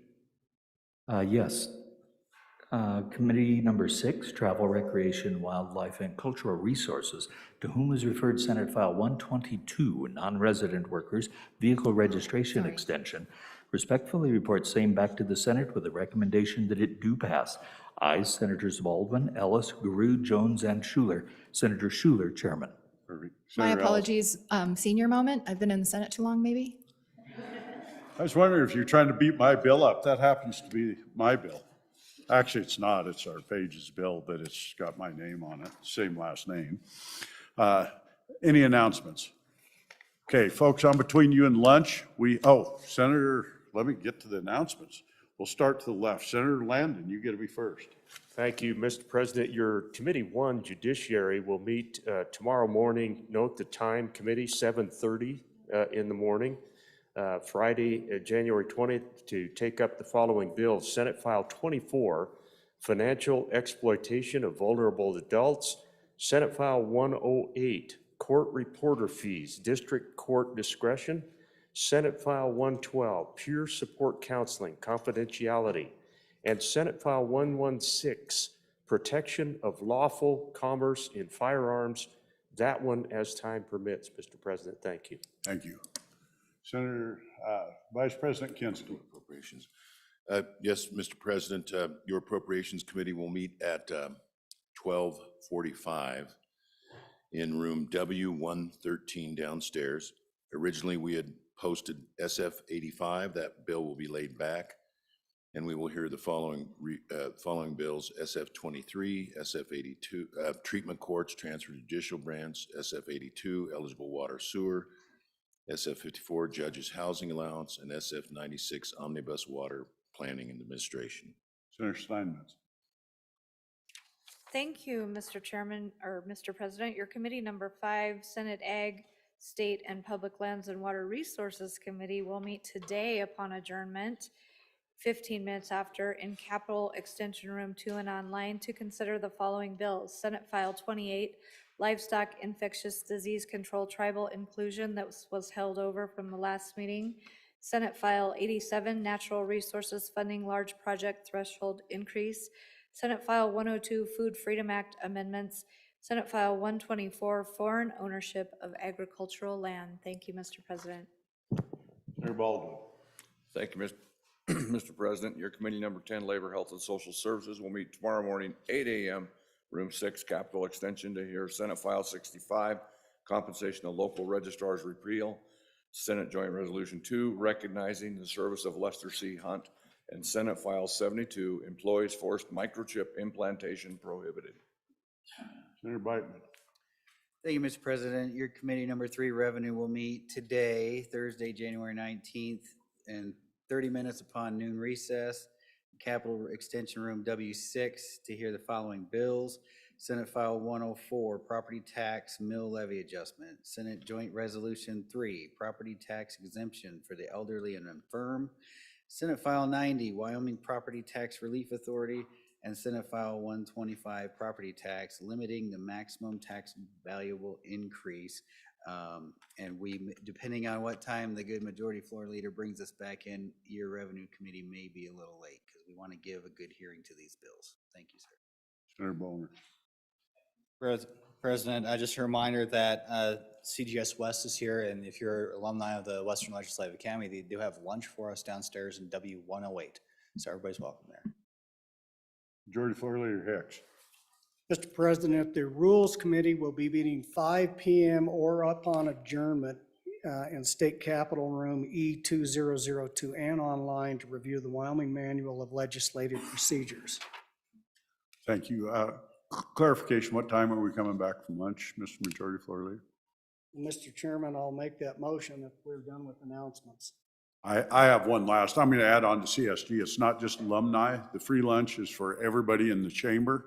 I encourage you to go there. There's a folder on your desk. I'm going to be starting to make the subcommittee assignments, our select and otherwise. In that folder is a list of all the CSG committees. So for any of you that have an interest in different areas, we're allowed 2 to each committee. I ask you to come to me and tell me what you'd like. That'll be the first preference I do on handing out those committee assignments to people that actually want to go. For those that do it, CSG, you're allowed to go as part of our legislature pays for your travel and your rooms going to CSG West and national events. So if you have an interest in it, come talk to me or fill it out and come see me. Mr. Majority Floor Leader. Mr. President, I move we stand in recess until 2 p.m. You've heard the motion. All in favor, say aye. Aye. Opposed, nay. See you back at 2 p.m.